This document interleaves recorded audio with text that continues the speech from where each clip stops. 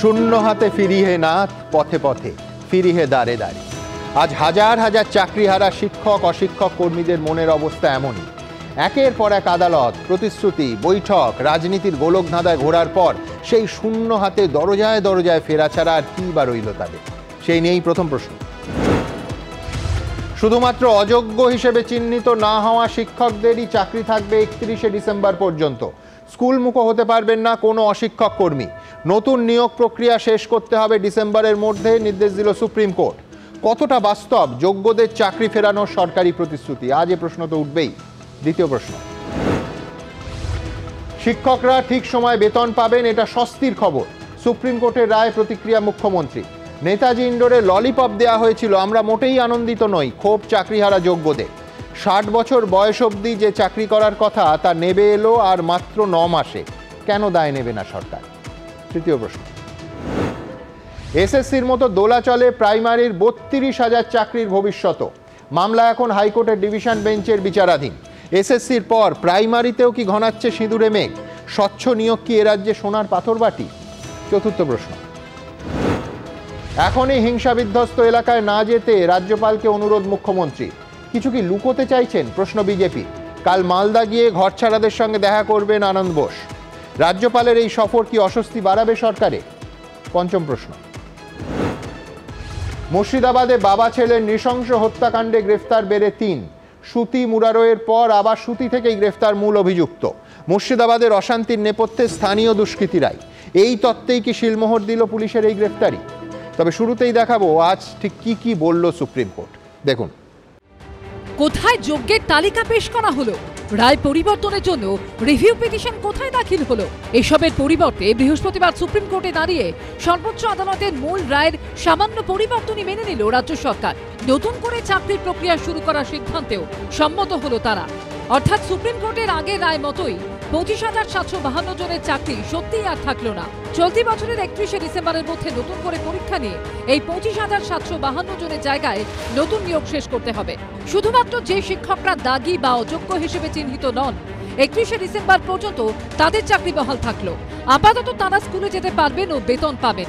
তবে নতুন এই নির্দেশ গ্রুপ সি এবং গ্রুপ ডি কর্মীদের জন্য প্রযোজ্য নয়। অশিক্ষক কর্মীদের ক্ষেত্রে পূর্ব নির্দেশই বহাল থাকবে, অর্থাৎ এখন থেকেই চাকরি ছেদ। আমি খুশি যে আপাতত একটা সময় আমরা পেয়ে গেছি এবং টিচাররাও মাইনে পাবেন যথাসময়। কাজেই এটা তো একটা স্বস্তির, বড় স্বস্তির খবর। আমরা এতে আনন্দিত নই মোটেও। 31শে ডিসেম্বর পর্যন্ত তাদেরকে একটা সাময়িক স্বস্তি, একটা সাময়িক একটা মলম দেওয়ার চেষ্টা করা হলো। আমরা এই জিনিসে ভুলছি না। আগামী 31শে মের মধ্যে মধ্যশিক্ষা পর্ষদ এবং স্কুল সার্ভিস কমিশনকে নতুন নিয়োগ প্রক্রিয়া শুরুর বিজ্ঞপ্তি দিতে হবে। এই মর্মে 31শে মের মধ্যে আদালতে হলফনামা দিয়ে তা জানাতে হবে। 31শে ডিসেম্বরের মধ্যে পরীক্ষা নিয়ে শেষ করতে হবে নিয়োগ প্রক্রিয়া। আমি টিচারদের অনুরোধ করব, ভালো করে মন দিয়ে ক্লাস করুন, মন দিয়ে কাজ করুন। এই নির্দেশের অর্থ এটা ভাবা কোনোভাবেই ঠিক হবে না যে তার মানে এদের চাকরি থেকে গেল। এদের নতুন রিক্রুটমেন্ট প্রসেস ইনিশিয়েট করতেই হবে 31 মের মধ্যে। আদালতের রায়ের ভিত্তিতে চাকরিহারাদের জন্য ভালো দিক বলতে যারা দাগি বা অযোগ্য হিসেবে চিহ্নিত নন, 31শে ডিসেম্বর অবধি তারা বেতন পাবেন। খারাপ দিক হলো তাদের চাকরি 31শে ডিসেম্বরের পর আর থাকবে না। নতুন করে পরীক্ষায় বসে পাশ করে চাকরি পেতে হবে। স্বস্তি বোধ করছি না এই কারণে যে একজন ক্যান্সার আক্রান্ত রোগী, তাকে ডাক্তার 3 মাসের একটা টাইম লিমিট বেঁধে দিয়েছে। তো তার কাছে 3 মাস অতিক্রান্ত হওয়া পরে সে মারা যাবে, এটা যখন সে জেনে যায় তখন তার কাছে প্রতিটা দিন মৃত্যুর সমতুল্য হয়। অর্থাৎ সুপ্রিম কোর্টের এই দিনের নির্দেশের পরও হতাশ চাকরিহারারা। বিজেন্দ্র সিংহ, ঐশী মুখোপাধ্যায় ও সুমন খরাইয়ের রিপোর্ট, এবিপি আনন্দ। দেখুন, চাকরিহারাদের কি বলবো সত্যি জানি না। হাইকোর্ট 26,000-এর চাকরি বাতিল করলো। সুপ্রিম কোর্ট সেই রায় বহাল রাখার পর রাজ্য সরকারের তরফ থেকে বলা হয়েছিল যে একজন যোগ্য চাকরিহারারও যাতে চাকরি না যায় সেটা রাজ্য দেখবে। আইনি পথে যতদূর যাওয়া যায় সরকার দেখবে। কপিল সিব্বাল, অভিষেক মনু সিংভি, প্রশান্ত ভূষণদের রাজ্য দাঁড় করানোর চেষ্টা করবে। কিন্তু আজ কি হলো? কোর্টে রাজ্য সরকারের তরফ থেকে কপিল সিব্বালরা দাঁড়িয়ে সুপ্রিম কোর্টের আগের রায় কিন্তু কার্যত মেনে নিলেন। কার্যত রাজ্য সরকার, এসএসসি আর মধ্যশিক্ষা পর্ষদ সব পক্ষই সুপ্রিম কোর্টের আগে মানে ওই 3 তারিখের রায় মেনে নিল। কবে হবে সেই রিভিউ পিটিশন, কিংবা কবে করা হবে কিউরেটিভ পিটিশন? কোথায় গেল সুপ্রিম কোর্টের যোগ্যদের তালিকা জমা দেওয়ার যে প্রতিশ্রুতি দেওয়া হয়েছে সেই প্রতিশ্রুতির পালন করার উদ্যোগ? কিন্তু হ্যাঁ, যারা চিহ্নিত অযোগ্য নন তারা আগামী 31শে ডিসেম্বর পর্যন্ত স্কুলে যেতে পারবেন, বেতনও পাবেন।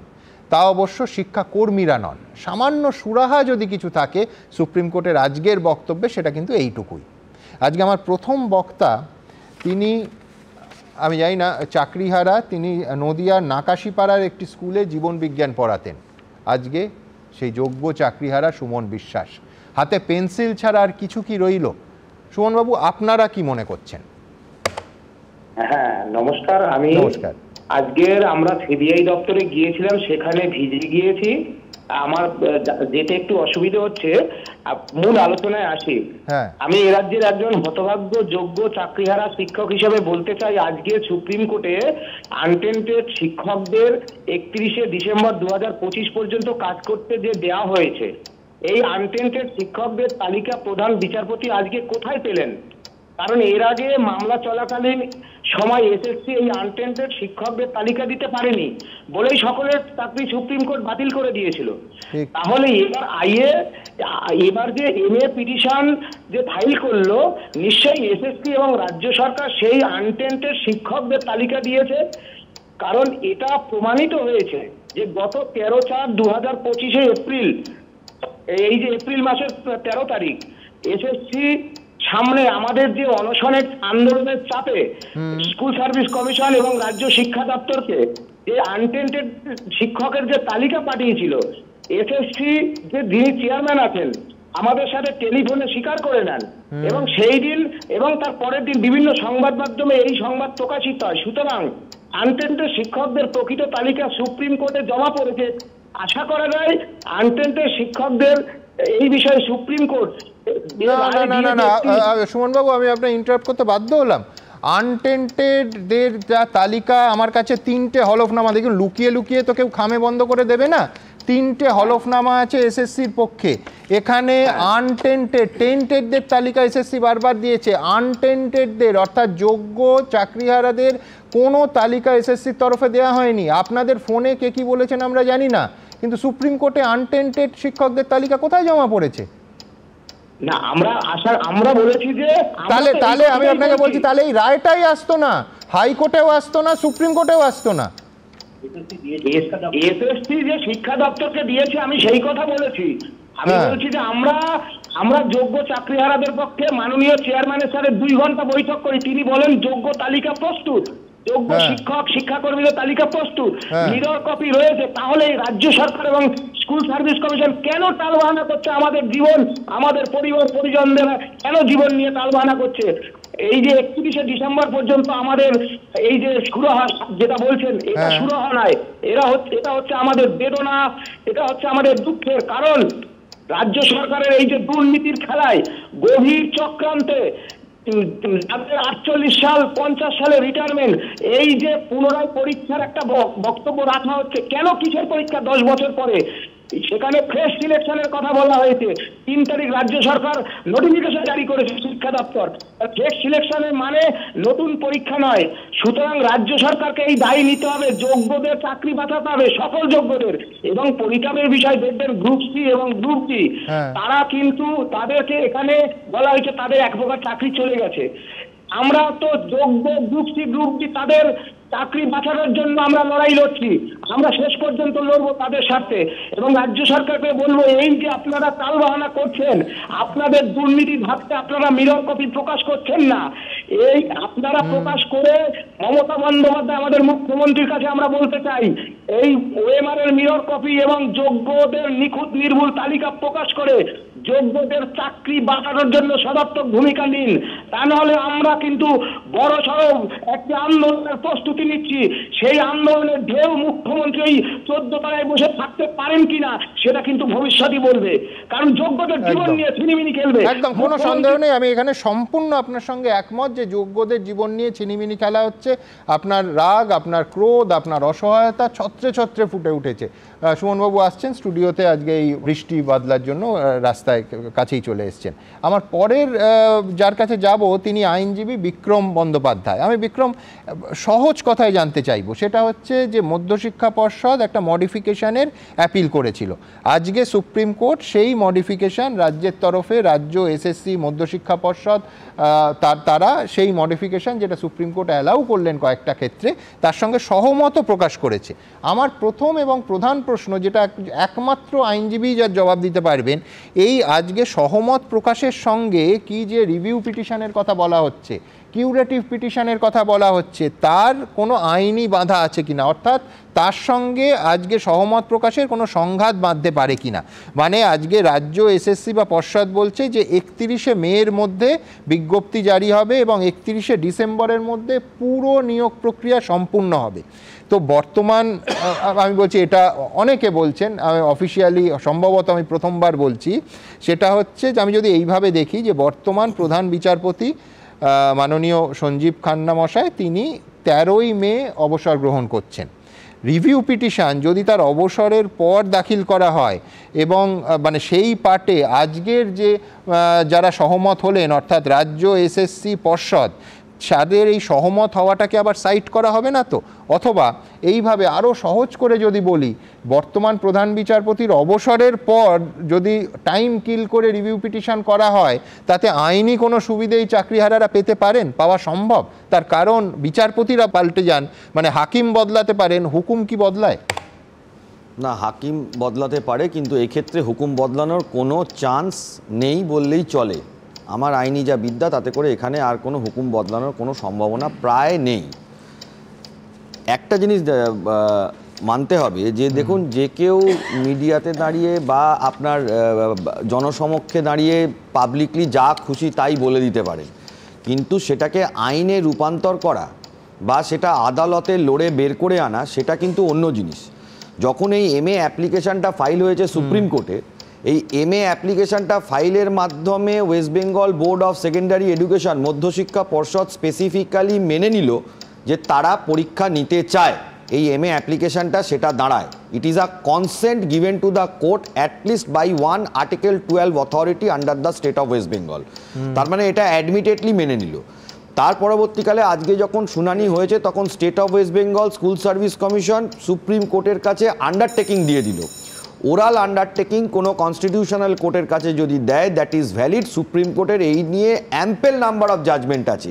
এবারে বিচারপতি, আমি আবার প্রশ্ন করছি, এই আন্ডারটেকিং নেওয়াটা কোনোভাবে রিভিউ পিটিশন করার ক্ষেত্রে, কিউরেটিভ পিটিশন করার ক্ষেত্রে বুমেরাং হতে পারে, মানে আইনি কোনো অসুবিধা সৃষ্টি করতে পারে? কোড অফ সিভিল প্রসিডিওর অনুযায়ী যদি কেউ কোর্টে কনসেন্ট বা আন্ডারটেকিং নেয়, সেই অর্ডারের রিভিউ, রিকলিং, অ্যাপিল হয় না। According to code of civil procedure 1908, যদি কেউ কনসেন্ট দিয়ে দেয়, সেই বা কোনো আন্ডারটেকিং কোর্টের কাছে দিয়ে দেয়, he or she which ever is the party, state, article 12 authority, any body corporate, সেই আন্ডারটেকিংয়ে তারা বাধ্য থাকে। কি বলছেন বিক্রম? তার মানে রাজ্য সরকার, এসএসসি বা পর্ষদ কেউ রিভিউ পিটিশন করতে পারবে না? না, আন্ডারটেকিং আজকে ওপেন কোর্টে ওরাল আন্ডারটেকিং দিয়েছে, সেটাই আমি বলছি। কনস্টিটিউশনাল কোর্ট আর্টিকেল 226 এবং সুপ্রিম কোর্টে SLP বা আর্টিকেল 32-তে কেউ যদি ওরাল আন্ডারটেকিং কোর্টের কাছে দেয়, অ্যাম্পেল নাম্বার অফ জাজমেন্টস আছে সারা ভারতবর্ষে,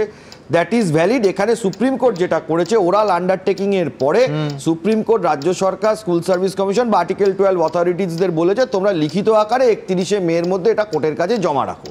কিন্তু ওরাল আন্ডারটেকিং যখন কোর্টের কাছে দিয়েছে, এটার স্কোপ, এমনিতেও যদি এটা না দিত তাহলেও স্কোপ অফ রিভিউ খুব কম ছিল, স্কোপ অফ রিকলিং বা স্কোপ অফ কিউরেটিভ পিটিশন খুব কম ছিল। আজকে এটা দিয়ে দেওয়ার পরে প্রায় বলতে পারেন একদম শেষই হয়ে গেল, কারণ কনসেন্ট অর্ডার সেটা কিন্তু একবার দিয়ে দিলে সেটা আর ফেরত হয় না। কনসেন্ট অর্ডার বাইন্ডিং সব ক্ষেত্রে হয়। বিক্রম, আরেকটা আমি প্রশ্ন করবো, সেটা হচ্ছে ধরুন কোনো যোগ্য শিক্ষক বা শিক্ষিকা, তিনিও তো রিভিউ পিটিশন করতে পারেন। হ্যাঁ, তিনি রিভিউ পিটিশন করতে পারেন, কিন্তু যোগ্য শিক্ষক বা শিক্ষিকার রাইট অতটা থাকছে না, কারণ অথরিটি এখানে স্টেট গভর্নমেন্ট, অথরিটি এখানে স্কুল সার্ভিস কমিশন, তারা হলো এক্সামিনিং বডি, আর্টিকেল 12 অথরিটি। তাদের সব থেকে বড় প্রবলেম যেটা হচ্ছে, আজ পর্যন্ত from single bench till supreme court in the curative petition also, সেইখানে কিন্তু কোনোভাবে যোগ্যদের কোনো লিস্ট দেওয়া হলো না। যোগ্যদের লিস্ট দিতে হবে শুধু নয়, উইথ সার্টেনিটি যে এদের মধ্যে কোনো অযোগ্য নেই। সেই লিস্টটা আমরা দেখতে পেলাম আজকে সুপ্রিম কোর্টের যারা দেখেছেন, অনলাইনে যারা দেখেছেন তারা দেখবেন যে যোগ্যদের লিস্ট আজ পর্যন্ত সুপ্রিম কোর্টে গেল না। আমার ধারণা এই অযোগ্যদের গুলিয়ে দেওয়ার জন্য যোগ্যদের লিস্টটাকে বারবার করে সরকারের তরফ থেকে চেপে রাখা হয়েছে, যেটা সুপ্রিম কোর্টের ফাইনাল জাজমেন্ট যেটা 3 এপ্রিল এসেছে, সেখানে 42 নম্বর প্যারাগ্রাফে খুব স্পেসিফিক্যালি কোর্ট অবজার্ভ করেছে যে এই যোগ্যদের লিস্টটাকে ধামাচাপা দেওয়ার জন্য ধামাচাপা দিতে দিতে দিতে দিতে স্যাগ্রিগেশনটা ইম্পসিবল। কিন্তু বেসিক্যালি যেটা হলো এই যে ক্যান্ডিডেট যারা আছে তাদেরকে আবার পরীক্ষায় বসতে হবে, কারণ ওরাল আন্ডারটেকিং বা কনসেন্ট দিয়ে দেওয়ার পরে আমার তো অন্তত জানা নেই পরীক্ষা ইনিশিয়েটেড হয়ে গেলে তখন তো কিছুই ইনিশিয়েট হবে, কারণ এটা undertaking before the court. Undertaking যে কোনো কেউ binding nature. Contempt of court অ্যাক্টে একদম স্পেসিফিক বলা আছে কেউ যদি কোর্টে কোনো কনসেন্ট দেয় বা কোনো আন্ডারটেকিং দিয়ে দেয়, he or she is bound by that. একদম ধন্যবাদ বিক্রম। ধোঁয়াশা সৃষ্টি হলো এবং সবথেকে হতাশাজনক যেটা সেটা হচ্ছে বিক্রম বন্দ্যোপাধ্যায়ের বক্তব্য যে ওরাল আন্ডারটেকিং দেওয়ার পর রিভিউ পিটিশন সরকারের তরফ থেকে বা যারা এই রায় ওরাল আন্ডারটেকিংটা দিলেন মেনে নিলেন তাদের পক্ষে দেয়া আইনি ভাবে অত্যন্ত কঠিন হয়ে গেল। আমি অর্ণবের কথা আসবো, কিন্তু তার আগে এই যে সুমনবাবুর সঙ্গে কথা বললাম, সুমন বিশ্বাস, আবার বলছি এই নাকাশিপাড়া স্কুলে জীবন বিজ্ঞানের শিক্ষক, একা সুমনবাবু নয়, এরকম অজস্র সুমনবাবুরা আজকের এই রায়ে কার্যত হতাশ। কি বলছেন তারা দেখাবো। 31শে ডিসেম্বরের মধ্যে নিয়োগ প্রক্রিয়া সম্পূর্ণ করতে হবে, এসএসসি মামলায় নির্দেশ দিল সুপ্রিম কোর্ট। অর্থাৎ চাকরি বাঁচল না, শুধু চাকরি যাওয়ার দিন কিছুটা পিছল, তাও অযোগ্য বলে চিহ্নিত হননি শুধু এমন শিক্ষকদের। বৃহস্পতিবার সুপ্রিম কোর্টের এই নির্দেশ সামনে আসার পর হতাশ চাকরিহারারা। তাদের প্রশ্ন, তাহলে 7ই এপ্রিল নেতাজি ইন্ডোরের সভা থেকে মমতা বন্দ্যোপাধ্যায় যে প্রতিশ্রুতি দিলেন তার কি হলো? যারা যোগ্য তাদের চাকরি নিশ্চিন্ত করার দায়িত্ব সরকারের। এই যে দ্বিচারিতা মুখ্যমন্ত্রী করছে এর বিরুদ্ধে সকল যোগ্যরা 18,000 যারা যোগ্যরা আছেন তারা যদি একসাথে আপনারা পথে না নামেন, আপনাদের জীবন নিয়ে ওই 31শে ডিসেম্বরের পর আপনাদের জীবন কি হবে অভিজ্ঞতা বলবে। 3রা এপ্রিল চাকরি বাতিলের রায় দেয় সুপ্রিম কোর্টের প্রধান বিচারপতির বেঞ্চ। 7ই এপ্রিল নেতাজি ইন্ডোরের চাকরিহারাদের সঙ্গে বৈঠক করে মুখ্যমন্ত্রী রিভিউ পিটিশনের আশ্বাস দিয়েছিলেন। আমাদের লয়াররাও একটা রিভিউ করবে। অথচ বৃহস্পতিবার সুপ্রিম কোর্টের মূল রায়ে আংশিক পরিবর্তন মেনে নিলেন রাজ্য সরকারের আইনজীবী। এই যে খেলা, মুখ্যমন্ত্রী সভায় বললেন যে আমি রায় রিভিউ করব, যোগ্যদের চাকরি বাঁচাবো, আবার নেতাজি ইন্ডোরে ললিপপ দিলেন ভলান্টিয়ারি সার্ভিস, আবার তারা এখানে সুপ্রিম কোর্টে গিয়ে বলল একটা সাময়িক ললিপপ দেওয়া হোক। এইটা হতাশা বাড়ল, কোনো যোগ্যের মুখে দেখবেন হাসি নেই। চাকরিহারাদের জন্য তার একাধিক পরিকল্পনা তৈরি বলেও নেতাজি ইন্ডোরের সভা থেকে দাবি করেছিলেন মমতা বন্দ্যোপাধ্যায়। আমাদের plan A ready, B ready, C ready, D ready and E ready. বৃহস্পতিবার সুপ্রিম কোর্টের নির্দেশ আসার পর তা নিয়েও প্রশ্ন তুলেছেন চাকরিহারারা। সরকার যদি কোনোভাবে রিক্রুটমেন্ট প্রক্রিয়া চালু করা বা নোটিফিকেশন দেওয়ার মতন কোনো রকম প্রস্তুতি নেয়, তাহলে কিন্তু আচার্য সদন হোক, মধ্যশিক্ষা পর্ষদ হোক, প্রত্যেকটা জায়গায় কিন্তু লাগাতার অবস্থান চলবে। 21 তারিখের মধ্যে যোগ্যদের সার্টিফাইড কপি প্রকাশ করতে হবে তালিকার, এবং যারা অযোগ্য তাদের টার্মিনেশন লেটারও দিতে হবে। সুপ্রিম কোর্টের এই দিনের নির্দেশের পর রাজ্য সরকার আবার নতুন করে চাকরিহারাদের সান্ত্বনা দেওয়ার চেষ্টা করছে। মহামান্য আদালত যা রায় দিয়েছেন সেই অনুযায়ী আমার মনে হয় আপনাদের এখন পড়ুয়াদের কথা ভাবা উচিত। আপনাদের নিজ নিজ কর্মক্ষেত্রে, আমি যেমন আগেও বলেছিলাম যে আপনাদের কাজে আপনাদের ফেরত যাওয়া উচিত। আমি যে স্টুডেন্টের কাছে পড়াতাম তাকে আমি ভালোবাসতাম, স্নেহ করতাম, আমি তাকে আর দেখতে পাবো না 31শে ডিসেম্বরের পর। প্রতিদিন যাবে আর আমার মনে হবে এই বাচ্চাটার সঙ্গে ঠিক ডিসেম্বরের পর থেকে আমার আর দেখা হবে না। এই চেয়ারটা আমার কাছে ডিসেম্বরের পর থেকে ব্রাত্য হয়ে যাবে, এই স্কুলটা আমার কাছে পর হয়ে যাবে। তো এটা তো প্রতিদিন মৃত্যুর নামান্তর হবে। খেটে পরিশ্রম করে পাওয়া হকের চাকরি চলে গেল, আবার পরীক্ষায় বসতে হবে চাকরির জন্য। এই বিপর্যয়ের দায় যাদের, তাদের কি কোনোদিন শাস্তি হবে? কৃষ্ণেন্দু অধিকারী, উজ্জ্বল মুখোপাধ্যায় ও ঐশী মুখোপাধ্যায়ের রিপোর্ট, এবিপি আনন্দ। আমি অর্ণব সাহার কাছে আসবো। অর্ণব, যারা যোগ্যতার ভিত্তিতে এই চাকরিটা পেয়েছেন তারা 60 বছর অবধি চাকরিটা করবেন এমনটাই তো তারা এতদিন বছরের পর বছর নিজেদের প্রস্তুত করে একটা ভালো পরীক্ষা দিয়ে যোগ্যতার ভিত্তিতে মেধার ভিত্তিতে চাকরিটা পেয়েছিলেন। আজকে আমি বলছি ওই একটা কুইজ শোতে বলা হতো না লাইফ লাইন, এই তো প্রায় সেই রকম অবস্থা যে আমি প্রায় 9 মাসের একটা লাইফ লাইন পেলাম 31শে ডিসেম্বর পর্যন্ত।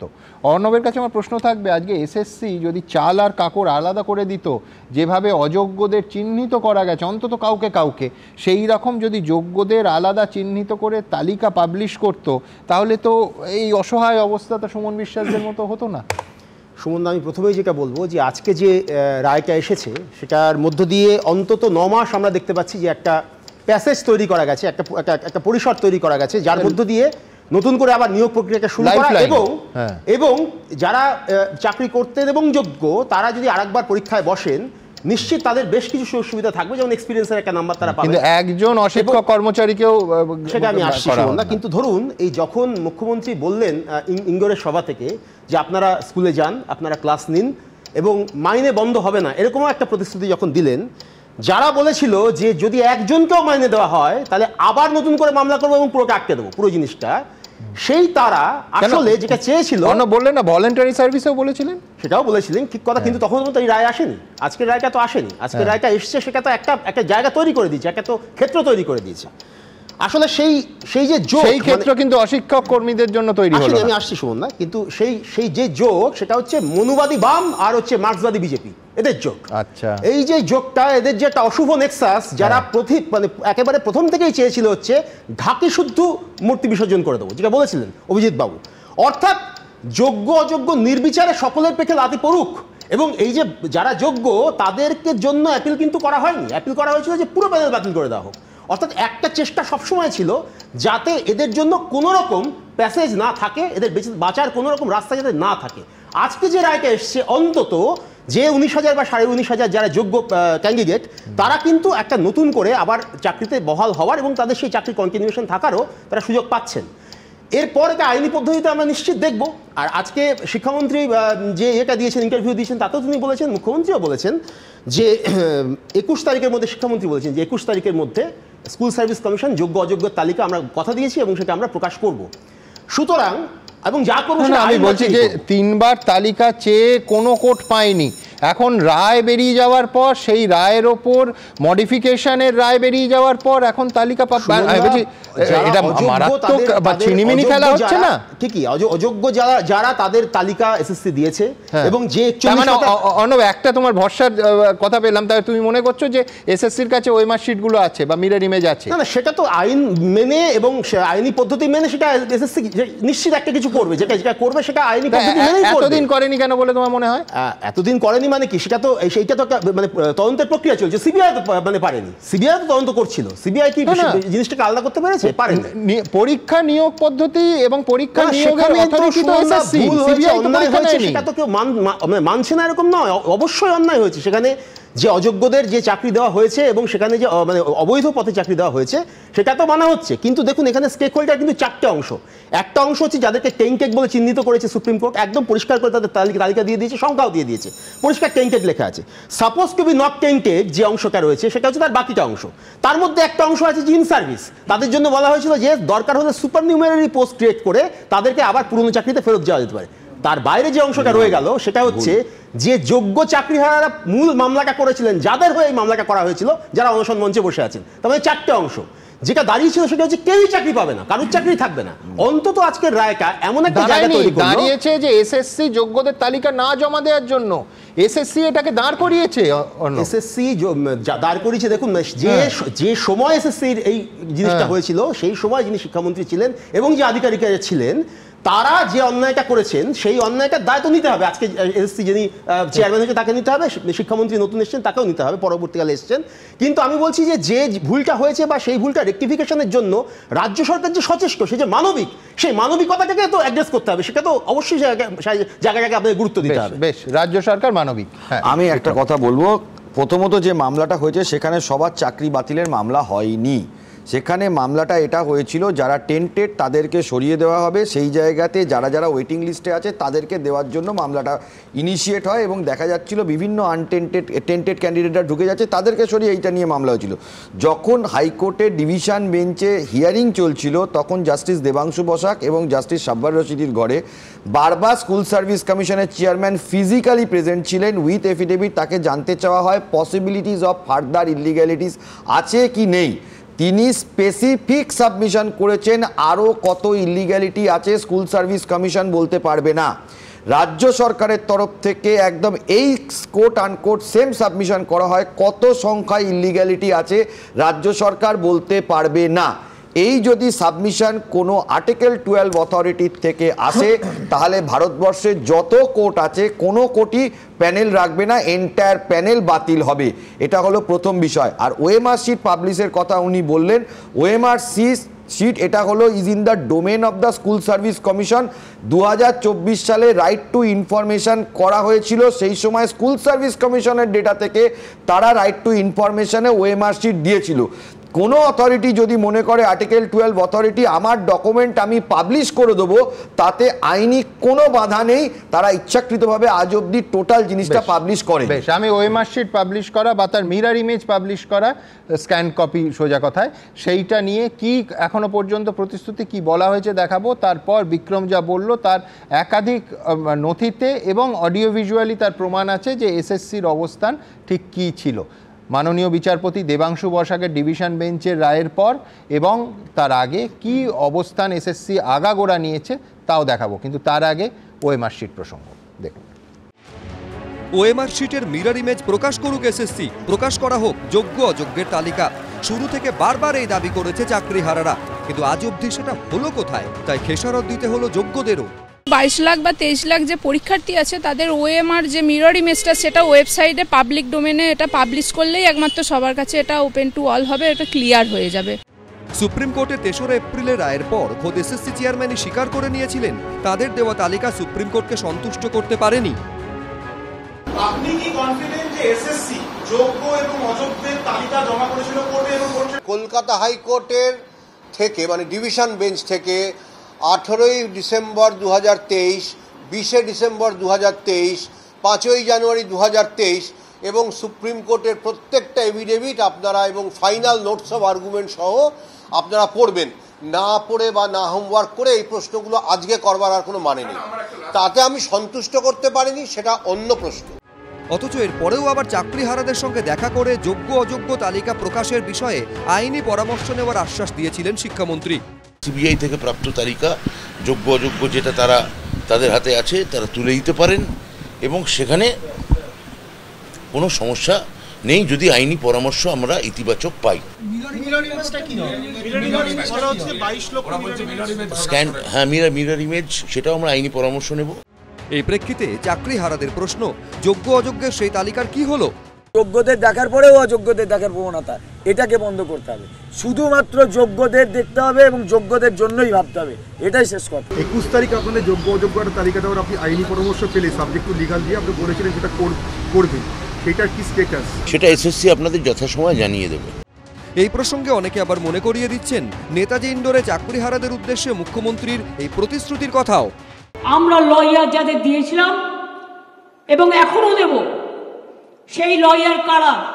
আমরা অভিষেক মনু সিংভিকে বলছি, আমরা কপিল সিব্বলকে বলছি, আমরা রাকেশ দ্বিবেদীকে বলছি, আমরা কল্যাণ ব্যানার্জিকে বলছি, আমরা প্রশান্ত ভূষণকেও বলতে বলেছি এবং তাছাড়াও আরো অনেক লিগাল ফার্ম থাকবে যারা রাজ্য সরকারের হয়ে যোগ্য টিচারদের সমর্থনে আইনের লড়াই করবে। অথচ বৃহস্পতিবার রাজ্য সরকারের সেই আইনজীবী সর্বোচ্চ আদালতে দাঁড়িয়ে তাদের রায় মেনে নিলেন। তারা তো আবেদনই করেছিল এই মর্মে যে যাতে স্কুলগুলো চলে এবং কিছুদিন পর্যন্ত তাদেরকে সময় দেওয়া হয়। তাই মুখ্যমন্ত্রী যেটা বলেছেন তার দৃষ্টিভঙ্গি থেকে ঠিকই আছে, কিন্তু আমাদের কাছে ব্যাপারটা পরিপূর্ণতার জায়গায় নয়। এতগুলো ভবিষ্যৎ অনিশ্চিত, কিন্তু কাদের জন্য? সেই দোষীদের কি সাজা হবে না? প্রশ্ন চাকরিহারাদের। কৃষ্ণেন্দু অধিকারী, উজ্জ্বল মুখোপাধ্যায়, এবিপি আনন্দ। দেখুন, একটা কথা বলে নেওয়া দরকার যে সিদ্ধার্থ মজুমদার কিন্তু যখন এই দুর্নীতি হয়, অর্থাৎ পার্থ চট্টোপাধ্যায় যখন রাজ্যের শিক্ষামন্ত্রী, তখন এসএসসির চেয়ারম্যান ছিলেন না। কিন্তু উনি হোমওয়ার্কের কথা বললে নিঃসন্দেহে ওনাকেও হোমওয়ার্কের কিছু নমুনা ওনার সামনেও রাখবো। কিন্তু তার আগে আমার পরের বক্তা ডক্টর নজরুল ইসলাম, নজরুলদার কাছে আমার মানে প্রায় আলো খোঁজার মতো করে প্রশ্নটা থাকবে যে আইনত কোনো আশার আলো আছে কি না। তার কারণ ধরুন, যদি এসএসসি এখন যে প্রতিশ্রুতি দিচ্ছে যে 21 তারিখ তারা যোগ্যদের তালিকা পাবলিশ করবে, সেই তালিকা তারা সুপ্রিম কোর্টে দিল, তাতে এই অসহায় এক মুহূর্তে কলমের একটা আঁচড়ে চাকরি চলে যাওয়া শিক্ষক শিক্ষিকারা, তাদের ক্ষেত্রে কোনো আশার আলো আইনত কোর্টের মধ্যে, কোর্টের এজলাসে খুলবে কিনা নজরুলদা? এবং এই যে ওএমআর শিটের মিরর ইমেজ ইত্যাদি ইত্যাদি শোনা যাচ্ছে, কোনো গোপন প্রকোষ্ঠ থেকে এসএসসি যদি এই সমস্ত নথি, যেটা কোনো একটা রহস্যজনক কারণে হাইকোর্টের সিঙ্গেল বেঞ্চ, হাইকোর্টের ডিভিশন বেঞ্চ এবং সুপ্রিম কোর্টে এসএসসি জমা দেয়নি, এখন ওএমআর শিটের মিরর ইমেজ যদি কোনো গোপন প্রকোষ্ঠ থেকে তারা বের করুক, তাতে এই অসহায় চাকরিহারাদের কোনো তাদের সামনে জীবিকার আলো, আশার আলো ফুটে উঠবে কি? কি বলছেন নজরুল ইসলাম? বৈধভাবে যারা চাকরি পেয়েছিলেন এবং প্রথমে হাইকোর্টের, পরে সুপ্রিম কোর্টের আদেশে যাদের চাকরি বাতিল হয়েছে, তাদেরকে কোনো আশার আলো আমি যতটুকু আইন বুঝি আমি দেখাতে পাচ্ছি না। সেটার কারণ হচ্ছে, আমাদের একজন প্যানেলিস্ট বললেন, সরকারের মানবিক মুখ। সরকারের মুখটা এতই মানবিক, রাজ্যের মুখ্যমন্ত্রী, তার অধীনে থাকা শিক্ষামন্ত্রী এবং তাদের অধীনস্থ সংস্থা এসএসসি বা অন্যান্য সংস্থাগুলোতে যার পদে ছিলেন, তারা কোটি কোটি টাকা নিয়ে অবৈধভাবে কিছু লোককে নিয়োগ করেছিলেন। যদি না করতেন তাহলে তো হাইকোর্টে মামলা হতো না। এটা একটা মানবিক বলে। তারপরে হাইকোর্টে যখন মামলা হলো, কোর্টের নির্দেশে সিবিআই কিছু প্রমাণ জোগাড় করে একটা তালিকা হাইকোর্টে দিল যে এই ব্যক্তিরা অবৈধভাবে চাকরি পেয়েছে। তখন আপনি 3টে এফিডেভিট দেখাচ্ছেন। হাইকোর্ট জানতে চাইল যে এই লোকগুলো অবৈধভাবে চাকরি পেয়েছেন কিনা। এসএসসি কিন্তু অস্বীকার করেনি যে এরা অবৈধভাবে চাকরি পেয়েছে। ঠিক। এসএসসি এটাও অস্বীকার করেনি যে সিবিআই যাদের চিহ্নিত করেছে তাদের বাইরে আরও অবৈধভাবে চাকরি পাওয়া লোক আছে। তো 3বার এফিডেভিট দিয়েও যখন বৈধভাবে কারা চাকরি পেয়েছে তাদের তালিকা দিতে পারলো না রাজ্য সরকারের কোনো সংস্থা, তখন হাইকোর্ট চাকরিটা বাতিল করলো। সুপ্রিম কোর্টে গিয়ে একই ঘটনা হলো। তো এটা হচ্ছে আর একটা মানবিক মুখ। এখন এই রাজ্য সরকারের মুখ্যমন্ত্রী এবং শিক্ষামন্ত্রী যারা বৈধভাবে চাকরি পেয়ে কোর্টের রায়ে চাকরি হারিয়েছেন, তাদের সঙ্গে প্রতারণা করছে। আমি বলছি। কেন বলছেন? কারণ রাজ্য সরকার হাইকোর্টে দিল না তালিকা, সুপ্রিম কোর্টে দিল না তালিকা। আজ যদি তালিকা তারা দেয়ও, দিতে পারবে না, তাহলে কি কোর্ট প্রশ্ন করবে না যে আপনি তাহলে হাইকোর্টের তালিকা কেন দেননি, সুপ্রিম কোর্টের তালিকা কেন দেননি? তারপরে কথা হচ্ছে, আপনারা যেটা বলছেন না যে 21 তারিখে প্রকাশ করবে, আমি বিভিন্ন কাগজপত্র পড়ে বোঝার চেষ্টা করছিলাম যে এসএসসি শিক্ষা দপ্তরের কাছে যে পাঠিয়েছে সেটা কি পাঠিয়েছে।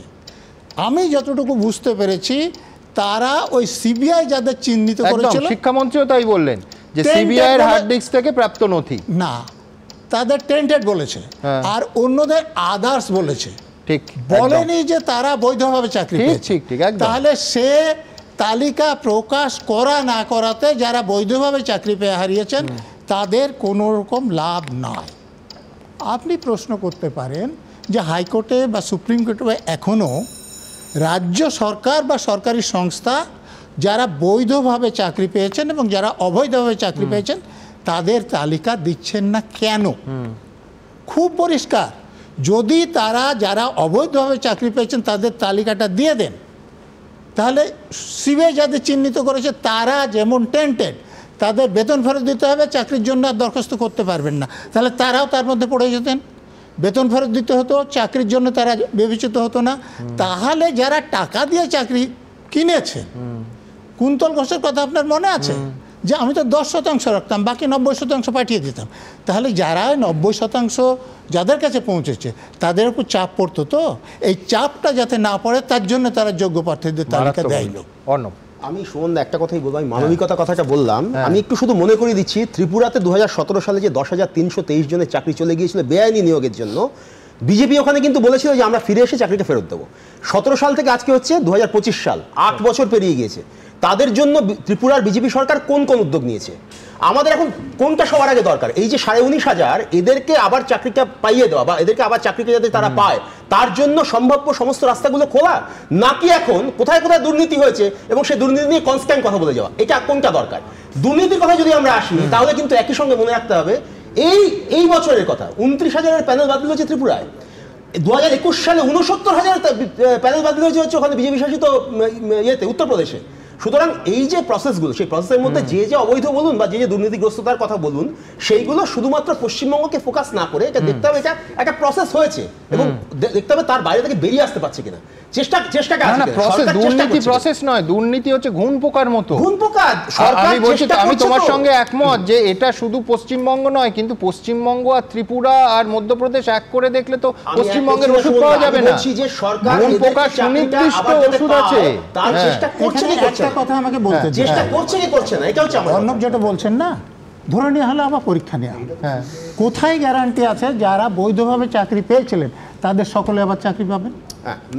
যারা টাকা দিয়ে চাকরি পেয়েছিলেন তারা চাকরি পাবেন, কারণ এই দুর্নীতিপরায়ণ মন্ত্রীরাই এবং তাদের অধীনস্থ লোকেরাই কারা চাকরি পাবে। যারা টেন্টেড অলরেডি হয়ে গেছে নজরুল দা, তারা তো বসতেই পারছে না, তারা তো তাদের তো রাস্তা বন্ধ হয়ে গেছে। আমার কথাটা বোঝার চেষ্টা করুন। আমি বুঝেছি আপনাকে। এবার আমি যে কথাটা আপনাকে জাস্ট একটু বলি, টেন্টেড ডিক্লেয়ার করেছে, তার বাইরেও তো টেন্টেড আছে, সেই টেন্টেড এবার আপনাকে একটু বলি, যেখানে ওই সংখ্যাটার বাইরে যারা রয়েছে টেন্টেড নয় তাদের কাছে, তাদের সামনে কিন্তু এই সুযোগগুলো রয়েছে যে তারা হচ্ছে এক্সপেরিয়েন্সের একটা নম্বর পাবে, তাদের জন্য তারা যেহেতু পড়াচ্ছে, পড়ানোর এক্সপিরিয়েন্সের সুযোগটাও তারা পাবে। মানে আনকোড়া জায়গা থেকে একজন যদি পরীক্ষাটা দেয় আর যে অলরেডি পড়ানোর মধ্যে রয়েছে তার কাছে কিন্তু মানে একটা সাবজেক্টের মধ্যে যে ঢোকা বা সাবজেক্টের যে এক্সপার্টাইজ সেটা কিন্তু আর খানিকটা বেশি থাকবে। আমি একটা উদাহরণ দিচ্ছি, আমার ব্যাচমেট ছিল রাহুল সুল, সে একজন আইপিএস অফিসারের ছেলে। সে আইপিএস এ সিলেক্ট হওয়ার পর পরবর্তী প্রিলিমিনারি পরীক্ষা দিয়েছিল, সে কিন্তু প্রিলিমিনারি ক্রস করতে পারেনি। অর্থাৎ আমি বলছি অনিশ্চয়তা তো সুমন বাবুদের রয়েই গেছে, ওনারা যে কারণে বলছেন যে আবার পরীক্ষা নিয়ে যে কারণে ওনাদের অত তাদের সকলে এটা বাস্তব, একদম আমি এখানে একমত। কিন্তু আমি বলছি অর্ণব হ্যাঁ, রাজনীতির যে প্রশ্নটা তুললো নিঃসন্দেহে রাজস্বী তার উত্তর দেবে, কিন্তু আমি রাজস্বীকে বলবো যে প্রতিশ্রুতির ক্ষেত্রে কিন্তু রাজস্বীরা মানে বিজেপিও কম যায় না। এই ইস্যুতে বিজেপির স্পষ্ট প্রতিশ্রুতি কি ছিল যে 2026-এ বিজেপি ক্ষমতায় এলে যোগ্যরা চাকরি ফেরত পাবে। আমার প্রশ্ন খুব পরিষ্কার, সেটা হচ্ছে এইটা নেতাজি ইন্ডোরের অতগুলো প্রতিশ্রুতির থেকে কি বিন্দুমাত্র কম? আমি ত্রিপুরার প্রতিশ্রুতি বাদই দিচ্ছি, আমি বলছি 31শে ডিসেম্বরের মধ্যে এখন আজকে সুপ্রিম কোর্ট যা বলেছেন পুরো প্রসেসটা ক্লোজ হয়ে যাচ্ছে।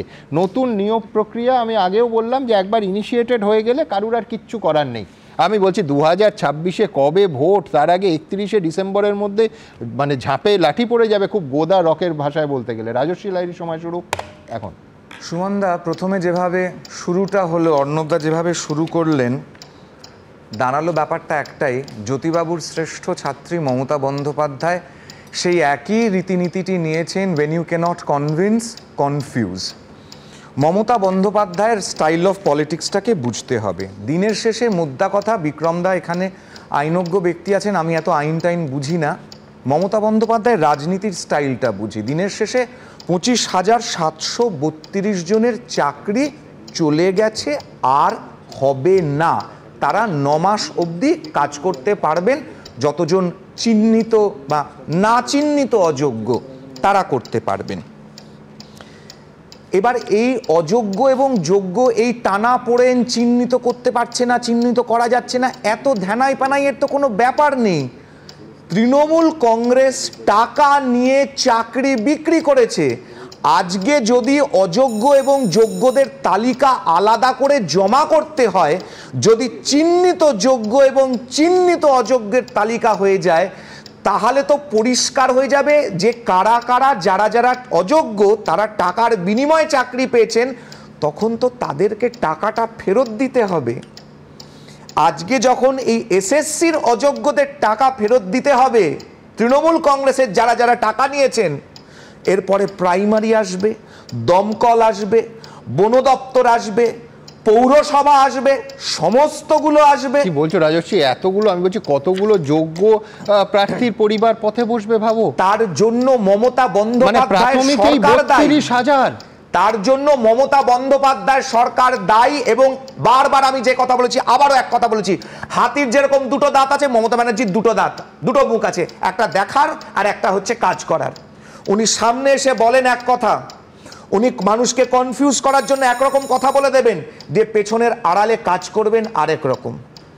উনি ঠিক, কিন্তু তুমি এখনো পর্যন্ত যা যা বললে তার মূল্য দিতে হচ্ছে সাধারণ অসহায় সুমন বিশ্বাসের মতো মানুষদের এবং তাদের পরিবারকে। দুই হচ্ছে এটা খোঁজার দায়িত্ব ছিল সিবিআই এর। সিবিআই খুঁজে আজকে সিবিআই ছিল বলেই খুঁজে বার করে এতগুলো তথ্য বার করেছে। কোন ইউপিতে, গাজিয়াবাদে, কোথায় কার কম্পিউটারে কি আছে সেগুলো খুঁজে বার করেছে সিবিআই। কিন্তু সেটাকে ভ্যালিডেট করার, সেটাকে মান্যতা দেওয়ার দায়িত্ব সিবিআই এর তো নয়। 25 লক্ষ যারা। কিন্তু আমার প্রশ্ন হচ্ছে, রাজশ্রী লাহিড়ী কি সিবিআই এর মতো মনে করে যে একমাত্র পার্থ চট্টোপাধ্যায় আর তার 2-3 জন সাঙ্গপাঙ্গ বা মেরে কেটে 5-6 জন সাঙ্গপাঙ্গই এত বড় দুর্নীতির জন্য দায়ী? সিবিআই কিন্তু কোর্টে বারবার তাই বলেছে। আমাদের গোটা দল বারবার করে বলেছেন পার্থ চট্টোপাধ্যায় একটা মুখ মাত্র, একদম পৌঁছতে হবে মাথা অবধি। টাকা নিয়েছে একবারের জন্য মমতা বন্দ্যোপাধ্যায় বা অভিষেক বন্দ্যোপাধ্যায় এত কথা বলছেন, কেউ একবারের জন্য বলছেন না আচ্ছা আমার দলের প্রতি আঙুল তুলেছে যে তৃণমূলের লোক টাকা খেয়েছে, আপনারা বলুন প্রকাশ্যে দাঁড়িয়ে কোন তৃণমূলের লোককে আপনারা টাকা দিয়েছেন, কে আপনাদের কাছ থেকে টাকা নিয়ে চাকরির প্রতিশ্রুতি নিয়েছে। আমি পুলিশ মন্ত্রী আছি, এক্ষুনি অ্যাকশন নেব, জেলে ভরবো এবং আপনার টাকা আপনাকে ফেরত দেবো। একবারের জন্য এই কথাটা বলার তৃণমূলের একজনের সাহস আছে? দেখুন সবাই কিন্তু বলছে অযোগ্য অযোগ্য অযোগ্য, কিন্তু অযোগ্যটা কেন? অযোগ্য তৃণমূল টাকা নিয়ে চাকরি বিক্রি করেছে। তাহলে তৃণমূলের কোন নেতা এই কথাটা দাঁড়িয়ে, অন্য নেতার কথা বাদ দিন, মমতা ব্যানার্জি অভিষেক ব্যানার্জির কথা বলতে পারছে না কেন? অভিজিৎ গাঙ্গুলিকে আক্রমণ করছেন, অমুক তুসুককে আক্রমণ করছেন। বিজেপি সিপিএম এর জন্য নাকি চাকরি চলে গেছে। বিজেপি সরকার চালাচ্ছে, বিজেপি এসএসসি চালাচ্ছে, বিজেপি এখানে দায়িত্বে আছে পরীক্ষা কন্ডাক্ট করার। আর শুধু একটা কথা বলে আমি শেষ করছি, ত্রিপুরার বাম আমলের যে চাকরির চুরি হয়েছে সেটা যে কথা বললো, ত্রিপুরাতে প্রত্যেক বছর পরীক্ষা হয় এবং ইউপিতে কোন নেতার বাড়ির খাটের তলার থেকে 52 কোটি টাকা পাওয়া যায়নি বলার আগে ভেবে দেখা উচিত। ত্রিপুরায় প্রতিশ্রুতি যা ছিল, এর আগে এই ঘণ্টাখানেক সঙ্গে সুমন অনুষ্ঠানে বারবার দেখিয়েছি নির্বাচনী প্রতিশ্রুতি কি ছিল, এবং তারপর শিক্ষকদের আন্দোলনের ওপর, শিক্ষকদের জমায়েতের ওপর ত্রিপুরা পুলিশ বিজেপি সরকার আসার পর কিরাম লাঠি চালিয়েছিল। আমি অর্ণবের কাছে যাওয়ার আগে দ্রুত আপনাদের সামনে আজকে এই ইস্যুতে গোটা রাজ্যের বিভিন্ন কলকাতা শহর এবং বিভিন্ন জেলায় এই চাকরিহারা সাধারণ যোগ্য শিক্ষকরা তারা রাস্তায় নেমে আসেন। বহু রাজনৈতিক দলও প্রতিবাদে সামিল হন। দেখুন, কোথাও পুলিশের সঙ্গে বিক্ষোভকারীদের ধস্তাধস্তি, কোথাও পুলিশের লাঠিচার্জ। নিয়োগ দুর্নীতির জেরে এসএসসির চাকরি বাতিলের প্রতিবাদ ঘিরে উত্তপ্ত হয়ে উঠল কলকাতা থেকে কোচবিহার। বাম, ছাত্র, যুব ও শিক্ষক সংগঠনের এসএসসি ভবন অভিযান ঘিরে বৃহস্পতিবার ধুমধুমার পরিস্থিতি তৈরি হয়।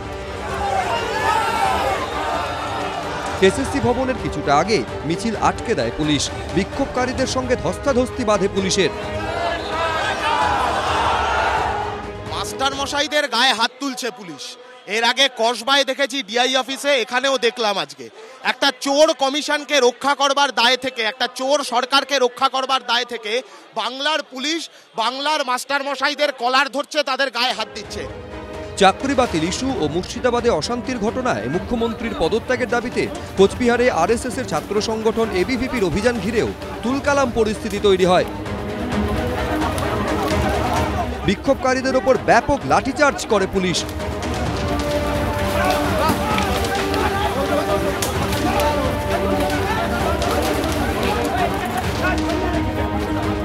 এদিকে ওএমআর শিটের কপি চেয়ে বৃহস্পতিবার সিবিআই দফতরে ডেপুটেশন জমা দেন চাকরিহারা শিক্ষক ও শিক্ষাকর্মীরা। চাকরি বাতিল ও মুর্শিদাবাদের অশান্তির প্রতিবাদে এদিন মিছিল করে যাদবপুর বিশ্ববিদ্যালয়ের অধ্যাপক সংগঠনও।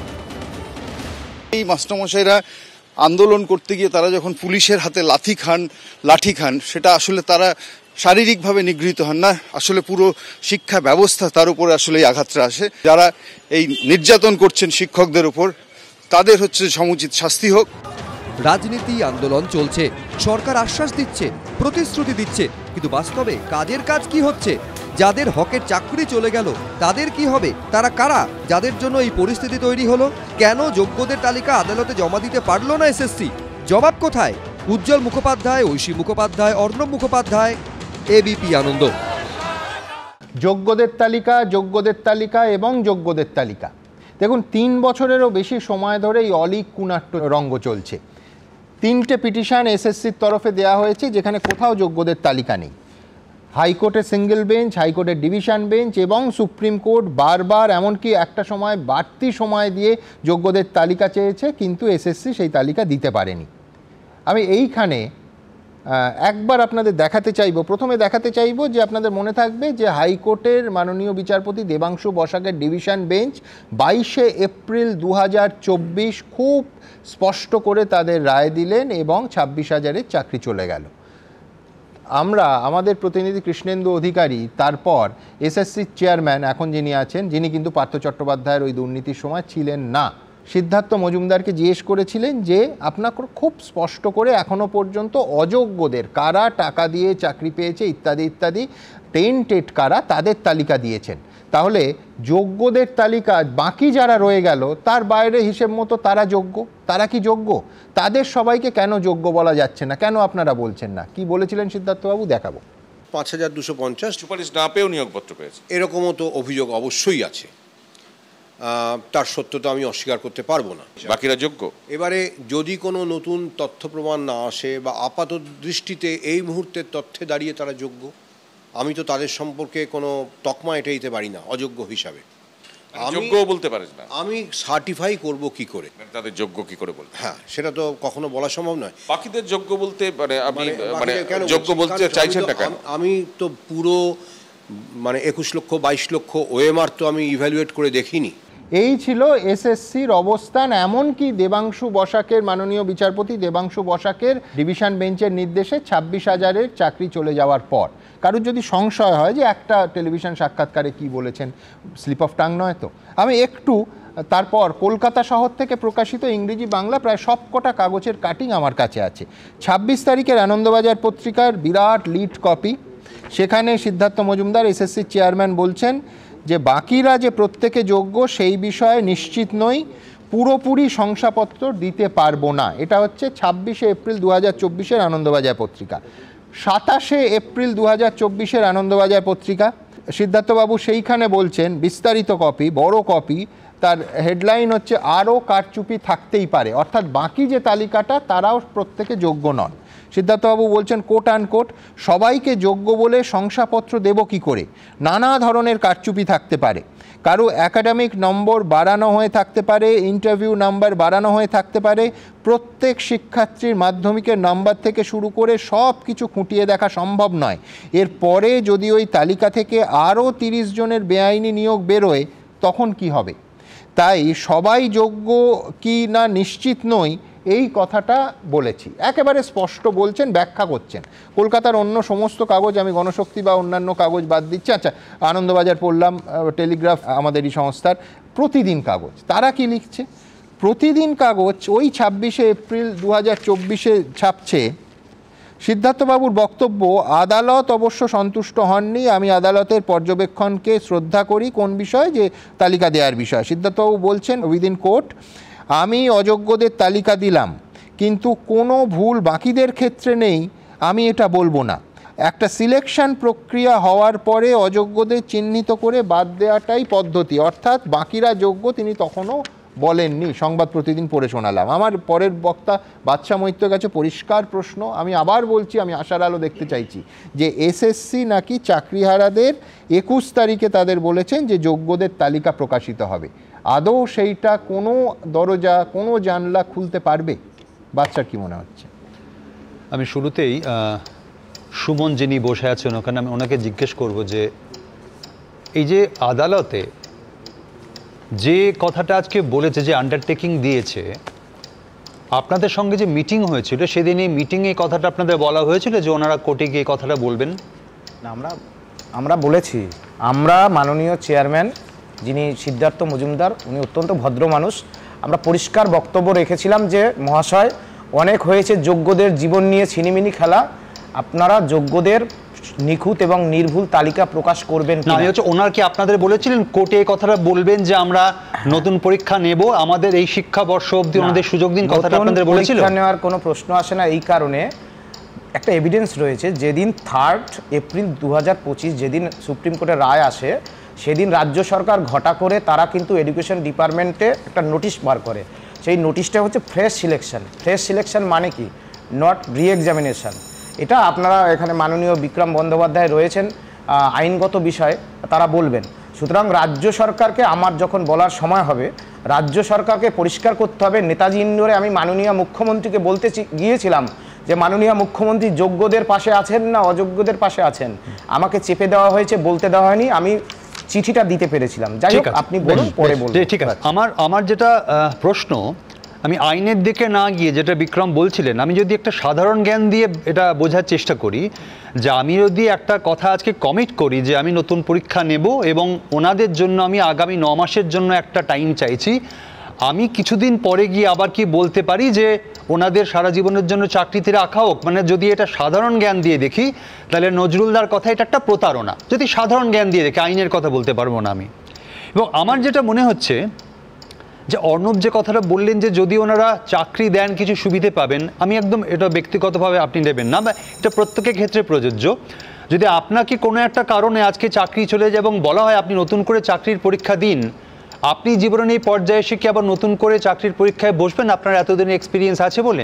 আমার মনে হয় আমরা কেউ বসবো না। এই প্রস্তাবটা আমার কাছে অত্যন্ত অমানবিক একটি প্রস্তাব এবং অনৈতিক প্রস্তাব। তার কারণ দোষটা ওনাদের নয়, দোষটা আপনারা যারা চাকরি নিয়েছেন। এই যে বলছেন যারা তখন ছিল, রাজ্যের মুখ্যমন্ত্রী তো একই ছিলেন।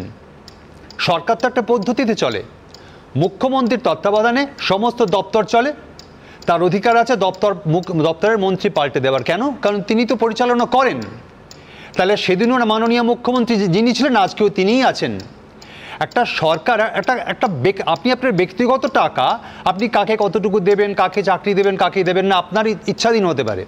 কিন্তু আপনি যখন সরকার চালাবেন, আপনার সামনে কিছু নিয়ম আছে। তো আপনি যে বলছেন আমি ওকে বাঁচাতে চাই, কোথায় বাঁচাতে চেয়েছেন আপনি?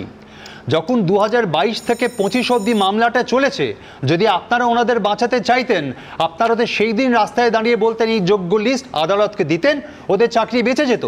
তার উপর হাইকোর্ট যখন যোগ্য অযোগ্য আলাদা করেছিল, যদি আপনারা ওদের বাঁচাতে চাইতেন যেটা আজকে বলছেন, তাহলে সেদিন কেন গ্রহণ করেননি প্রস্তাবটা? সেদিন কেন আপনারা কোর্টে গেলেন? তার কারণ আপনারা যোগ্য অযোগ্য আলাদা করতে চাননি। আজকে যে আপনারা বলছেন এটাকে আমাদের কুম্ভীর রাষ্ট্র মনে হচ্ছে, তার কারণ আপনাদের কাছে সুযোগ ছিল। সুযোগ থাকা সত্ত্বেও যখন দিনের পর দিন 3 বছর রাস্তায় বসে আছে, ওরা পুলিশের মার খেয়েছে, লাঠিপিটা খেয়েছে, তখন আপনাদের ওদের কথা মনে হলো না। এখন আপনারা 2 দিন অন্তর অন্তর প্রেস কনফারেন্স করছেন, ওদের ডেকে মিটিং করছেন, তাহলে তখন কেন করলেন না? দেখুন, একটা সরকার তার যেভাবে অপারেট করছে তা দেখে ওদের মনে কেন আমাদের কারো মনে কনফিডেন্স তৈরি হচ্ছে না। যদি আপনি নেতাজি ইন্ডোর মিটিংয়ে সেদিনই যখন বললেন অযোগ্যদের পরে দেখব, কোনো দেশের সংবিধান, কোনো আইন মাননীয় মুখ্যমন্ত্রীর মুখ থেকে এরকম কোনো স্টেটমেন্ট শুনলে তার উদ্দেশ্য সম্পর্কে সন্দিহান হতে বাধ্য, প্রশ্ন করবেই। তা আপনাদের আমি বলবো, যদি সত্যি আপনারা মানবিক হন, তাহলে এইভাবে ওদের ঘোরাবেন না। আপনারা বারবার বলছেন ডান বাম বিচারপতি লয়ার, এই কথাটা কেন বলছেন? আপনি পরীক্ষা নিয়েছেন, আপনি পরীক্ষক, আপনি সরকারে, শিক্ষামন্ত্রী আপনার, মুখ্যমন্ত্রী আপনার, পরীক্ষার খাতা আপনি দেখাবেন না, থেকে লয়াররা দেখাবে? আজকে মাধ্যমিক উচ্চ মাধ্যমিকের যারা এক্সামিনার, তারা যদি খাতা বাড়িতে নিয়ে গিয়ে বলে খাতা হারিয়ে ফেলেছে, আপনি ছেড়ে দেবেন তাদের? আপনি হেড এক্সামিনারকে বলবেন, হেড এক্সামিনার তাকে বলবে, হেড এক্সামিনার মাথায় যিনি আছে তিনি হেড এক্সামিনারকে প্রশ্ন করবেন, একটা প্রসেসে চলে। আপনারা বলছেন পেলাম না। আমার পরের বক্তা শুভময় মৈত্র বাচ্চা একটা কথা বলছিল যে কনফিডেন্স তৈরি করতে হবে। কনফিডেন্স শুধু সুমন বিশ্বাসদের তৈরি করতে হবে না, এতদিন গত 3.5 বছর ধরে কনফিডেন্স তৈরি করতে হতো কোর্ট অফ লকে। সেটা হাইকোর্ট হতে পারে, হাইকোর্টের সিঙ্গেল বেঞ্চ হতে পারে, ডিভিশন বেঞ্চ হতে পারে, সুপ্রিম কোর্ট হতে পারে। কিন্তু আবার আমি সেই জায়গাটায় ফেরার চেষ্টা করব যে শুভময়দার কাছে, যে 21 তারিখের যোগ্যদের তালিকা প্রকাশের পর চাল আর কাঁকড় আলাদা করার কোনো সম্ভাবনা, এবং সেই সম্ভাবনাকে একমাত্র ভারতের সর্বোচ্চ আদালত সুপ্রিম কোর্টের স্বীকৃতি দেওয়ার সম্ভাবনা আছে কি? তার সঙ্গে যে প্রশ্নটা জুড়ে দেব সেটা হচ্ছে, কোনো ফর্মুলা কি এমন আছে যাতে ওই সুমনবাবুদের মুখে হাসি ফুটতে পারে? শুনবাবু, আপনার এখানে এসে তো লোককে শোনানোর চেষ্টা করি, ভালো বাংলায় কথা বলতে পারি, কি সুন্দর কথা বলি। তা আজকের দিনটা সেটা থাক, বাকি 180 সেকেন্ডের যেটুকু বাকি আছে সেটুকুতে একেবারে সহজ সরল একটা অঙ্ক কষার চেষ্টা করি। ফ্রেশ সিলেকশন প্রসেস মানে কি? ফ্রেশ সিলেকশন প্রসেস মানে সঠিকভাবে একটা সিলেকশন প্রসেস করা। একটু আগেই শিক্ষক সুমনবাবুর সঙ্গে কথা হচ্ছিল, সকলেই জানেন রিটিনে ছিল 55, যার জন্যে ওএমআর শিট, একাডেমিক ছিল 35 নম্বর। যে একাডেমিকের নম্বর নাকি মেলাতে পারছেন না 20 লক্ষ, 21 লক্ষ, 25 লক্ষ লোকের, এ তো 3 দিনে হয়ে যায়। একাডেমিক রেকর্ড ভাগ করে দিয়ে দেখে নেবো কে কত নম্বর পেয়েছে, ফর্মুলা ছিল। সুমনবাবু 35 আর একবার কষতে দেরি হবে? হবে না। আপনি দায়িত্ব নিচ্ছেন 35, তাহলে এই 35 নিয়ে কোনো কনফিউশন নেই। এবং এই নম্বর যারা গোলমাল করেছে সেটা তৃণমূল, বিজেপি, সিপিএম, কংগ্রেস সবাই বুঝতে পারবে, যাদেরটা ঠিক আছে সব দলই বুঝতে পারবে। এবার থাকলো ইন্টারভিউয়ের 10। এইবার এই যে রিটিনের 55, এই রিটিনের 55 21 তারিখের মধ্যে তথ্য কোথাও রাখা আছে। কীভাবে তথ্য রাখতে পারে? জেরক্স করে রাখতে পারেন, কেউ কোথাও একটা হার্ড ডিস্কে রাখতে পারেন, অনেকে এখন ক্লাউড বলছেন রাখতে পারেন। এবার বিভিন্ন লোক বলবে এই তথ্য ঠিক নয়, কেউ বলবে আমি দিতে চাইবো না, কিন্তু মোটের ওপর শুনে মনে হচ্ছে এই তথ্যগুলো আছে। সেটা 21 লক্ষ লোকের, 25 লক্ষ লোকের, 1.5 কোটি লোকের, সবারই আছে। এবং সেই তথ্য কোনো জায়গার থেকে নেবো, কেউ এসে বলবে না না এটা ঠিক নয়, কিন্তু সেই জায়গায় আমাদের যে রাষ্ট্র ব্যবস্থা তার কিছু নিয়মকানুন আছে। কোন ডিস্কে আছে, কম্পিউটার সায়েন্স পড়েনি এরম লোক নিশ্চয়ই করতে পারবেন না, কিন্তু কম্পিউটার সায়েন্স পড়েছে এবং পৃথিবীর সেরা জায়গায় আছে। পশ্চিমবঙ্গে এরকম গাদা লোক আছে, এই সমস্যা সমাধানে আমেরিকার থেকে লোক চলে আসবে। আমেরিকা থেকে এসে নোবেল লরিয়েট, তার ইকোনমিক্স পড়ে লক্ষ্মীর ভাণ্ডার করতে পারছেন, এটা সামলাতে পারবেন না কেন? এবার এই যে ক্লদ শ্যানন বলে লোকটা 1948 লিখলেন ম্যাথামেটিক্যাল থিওরি অফ কমিউনিকেশন, 1949 বই বেরোলো। বইটা কেন লিখেছিলেন? অনিশ্চয়তা যখন সৃষ্টি হয়, অর্থাৎ একটা তথ্য পাঠাচ্ছি এক জায়গা থেকে আরেক জায়গায়, পৌঁছতে গিয়ে গুলিয়ে গেল, তাহলে সেই তথ্যটাকে ফিরিয়ে আনবো কী করে? এই অনিশ্চয়তা রাজনৈতিক দল, রাষ্ট্র ব্যবস্থা মিলেমিশে তৈরি করেছে। অনিশ্চয়তাটা কমাতে হবে। আমি কি কোরিলেশন দেখব? যে লোকটার একাডেমিক রেকর্ড ভালো, সাধারণভাবে সে তো ভালো চাকরি পায় সুমনবাবু, এটা তো মোটামুটি জানা আছে। যে অঙ্কে 100 পেয়েছে মাধ্যমিকে, সে তো বসে নেই। ফলে এই যে কোরিলেশন খুব সহজে করা যাবে একাডেমিকের 35-এর সঙ্গে, সকলেই বোঝেন। এর জন্য এমন কিছু অঙ্ক লাগে না, উচ্চ মাধ্যমিকের অঙ্ক আর স্ট্যাটিস্টিক্স দিয়েই হয়। এই জায়গাটা বারবার করে আমরা যেটা বলার চেষ্টা করছি যে নিঃসন্দেহে মীনাক্ষী মুখোপাধ্যায়, মমতা বন্দ্যোপাধ্যায় বা দিলীপ ঘোষ নয়, আমরা চাই ব্রাত্য বসু, অভিজিৎ গঙ্গোপাধ্যায়, বিকাশ ভট্টাচার্যদের, বিক্রম বাবুদের মতো লোকদের, কিছু অঙ্কের লোকের, কিছু কম্পিউটার সায়েন্স জানা লোকের। যারা কম্পিউটার সায়েন্স দেখবেন তথ্য কোথার থেকে আসছে, অঙ্কের লোক দেখবেন কোরিলেশন কতটা ভালো হচ্ছে। 35 তো চেনাই আছে, এই 35-এ তো কোনো গোলমাল হতে পারে না। এই 35 যে লোকটা বাড়িয়েছে বা যার জন্যে বাড়ানো হয়েছে, তিনি যে অযোগ্য বা অবৈধ এ নিয়ে তো কোনো সন্দেহ নেই, সে তো কালকেই মেলানো যাবে। এবার বারবার আমরা বলার চেষ্টা করছি আমরা আইন বুঝি না, আমরা আইন জানি না। আরে আইন কি আকাশ থেকে এসে পড়েছে নাকি? আইন অঙ্কের ভিত্তিতে, বিজ্ঞানের ভিত্তিতে আইন তৈরি হয়েছে। ভারতবর্ষের যেটুকু জজ সাহেবদের দেখার সুযোগ হয়েছে, তারা অঙ্কের ভাষায় কথা বলেন, তারা সেটা বলতে চান। তাদেরকে গুলিয়ে দেওয়া হচ্ছে, তাদের কাছে ডেটা দেওয়া হচ্ছে না। ফলে সমস্যার সমাধান আজকেও আছে, চোখের সামনে আছে। হয়তো তার মধ্যে টাইপ 1, টাইপ 2 এরর থাকবে, কিন্তু এর থেকে বেরোনোর উপায় এখনো আছে। বেশ, আমি বলছি আদর্শবাদী মাস্টারমশাইদের সব থেকে সুবিধে যেটা, সেটা হচ্ছে যে বাস্তবের সঙ্গে, বাস্তবের মাটিতে, বিশেষ করে রাজনীতির মাটিতে যখনই মানুষগুলো পড়েন, রাতারাতি জলজ্যান্ত আমার আর শুভময়দার মতো চশমা পরা সাধারণ 2 হাত 2 পাওলা মানুষগুলো পাল্টে যান। মানে ধরুন স্টুডিওতে 2জন মানুষ রাজি হলেন যে তারা ওই মানুষগুলো 26,000-এর মধ্যে যারা যোগ্য তাদের পাশে থাকবেন, তারপর রাতারাতি 24 ঘন্টার মধ্যে গঙ্গা দিয়ে ক গ্যালন জল গেল জানি না, কিন্তু রাজনীতির অঙ্কে সব জলগুলো রঙিন হয়ে গেল, হয় গেরুয়া হয়, নয় সবুজ হয়, নয় লাল হয়, নয় নীল হয়। আমি বলছি সেই কারণেই চমৎকার একটা ফর্মুলা শুভময় মৈত্র দিলেন, কিন্তু সেই ফর্মুলার বাস্তবায়ন হওয়া কিঞ্চিত কঠিন। এই মানে ফলিত রাজনীতির পক্ষে বিশ্বনাথ চক্রবর্তী আছেন, তিনি কি বলছেন এই ফর্মুলায় বাস্তবায়ন হওয়া সম্ভব কিনা, তার কারণ সব থেকে বিরল যেটা, সেটাই এই ফর্মুলার ক্ষেত্রে লাগবে, সেটা হচ্ছে সদিচ্ছা। আরও কঠোরভাবে বলতে গেলে রাজনৈতিক সদিচ্ছা আছে। কি বলছেন বিশ্বনাথ চক্রবর্তী? না দেখুন সুমনদা, এটা যখন বিজ্ঞপ্তি জারি করতে হবে না, শুভময় যেটা বললো ঠিক বললো না, কারণ হলো এটা ওপেন ফর অল, মানে অর্থাৎ ওই কেবলমাত্র 26,000-এর আবেদন করবে তা নয়, সারা রাজ্য জুড়ে লাখ লাখ আরোপ করবে। ফলে ওইটা মনে রাখতে হবে, ওর ফর্মুলাটা কিন্তু আমি অ্যাকসেপ্ট করছি না। দ্বিতীয় যেটা সেটা হলো যে ওই 22 লক্ষকেই কিন্তু দিতে হবে, তার বাইরে নয়। মানে আমি বলছি সংখ্যাটা কিন্তু ওই 22 লক্ষ। দ্বিতীয় যেটা সেটা হলো যে সুমনদা, আমি যখন করোনা পিরিয়ডে এই মানে 22 লক্ষর মধ্যে মানে তারা যোগ্য থাকা সত্ত্বেও চাকরি পায়নি, অযোগ্যরা চাকরি পেয়েছে, চিৎকার করে বলেছে দিদি মানে আমাদের প্রতি অন্যায় হচ্ছে, আমাদের থেকে টাকা নেওয়া হচ্ছে, আপনার নেতারা টাকা নিচ্ছে। মমতা বন্দ্যোপাধ্যায় কিন্তু কর্ণপাত করেনি। সেদিন মমতা বন্দ্যোপাধ্যায়ের মানে রাজনীতিটা ছিল যে ভাই আমার দল চালাতে গেলে মানে এই টাকা পয়সা তো আমার নেতারা তুলবেই, আমি চাকরি দিতে পারছি না, কিছু দিতে পারছি না, এরা তো কিছু এগুলোর থেকেই টাকা তৈরি করবে। ফলে সেদিন কিন্তু মমতা বন্দ্যোপাধ্যায় জাস্টিস দিতে পারেনি, চিৎকার করে মানে প্রার্থীরা কিন্তু রাস্তায় রাস্তায় ঘুরেছে আর পুলিশের মার খেয়েছিল।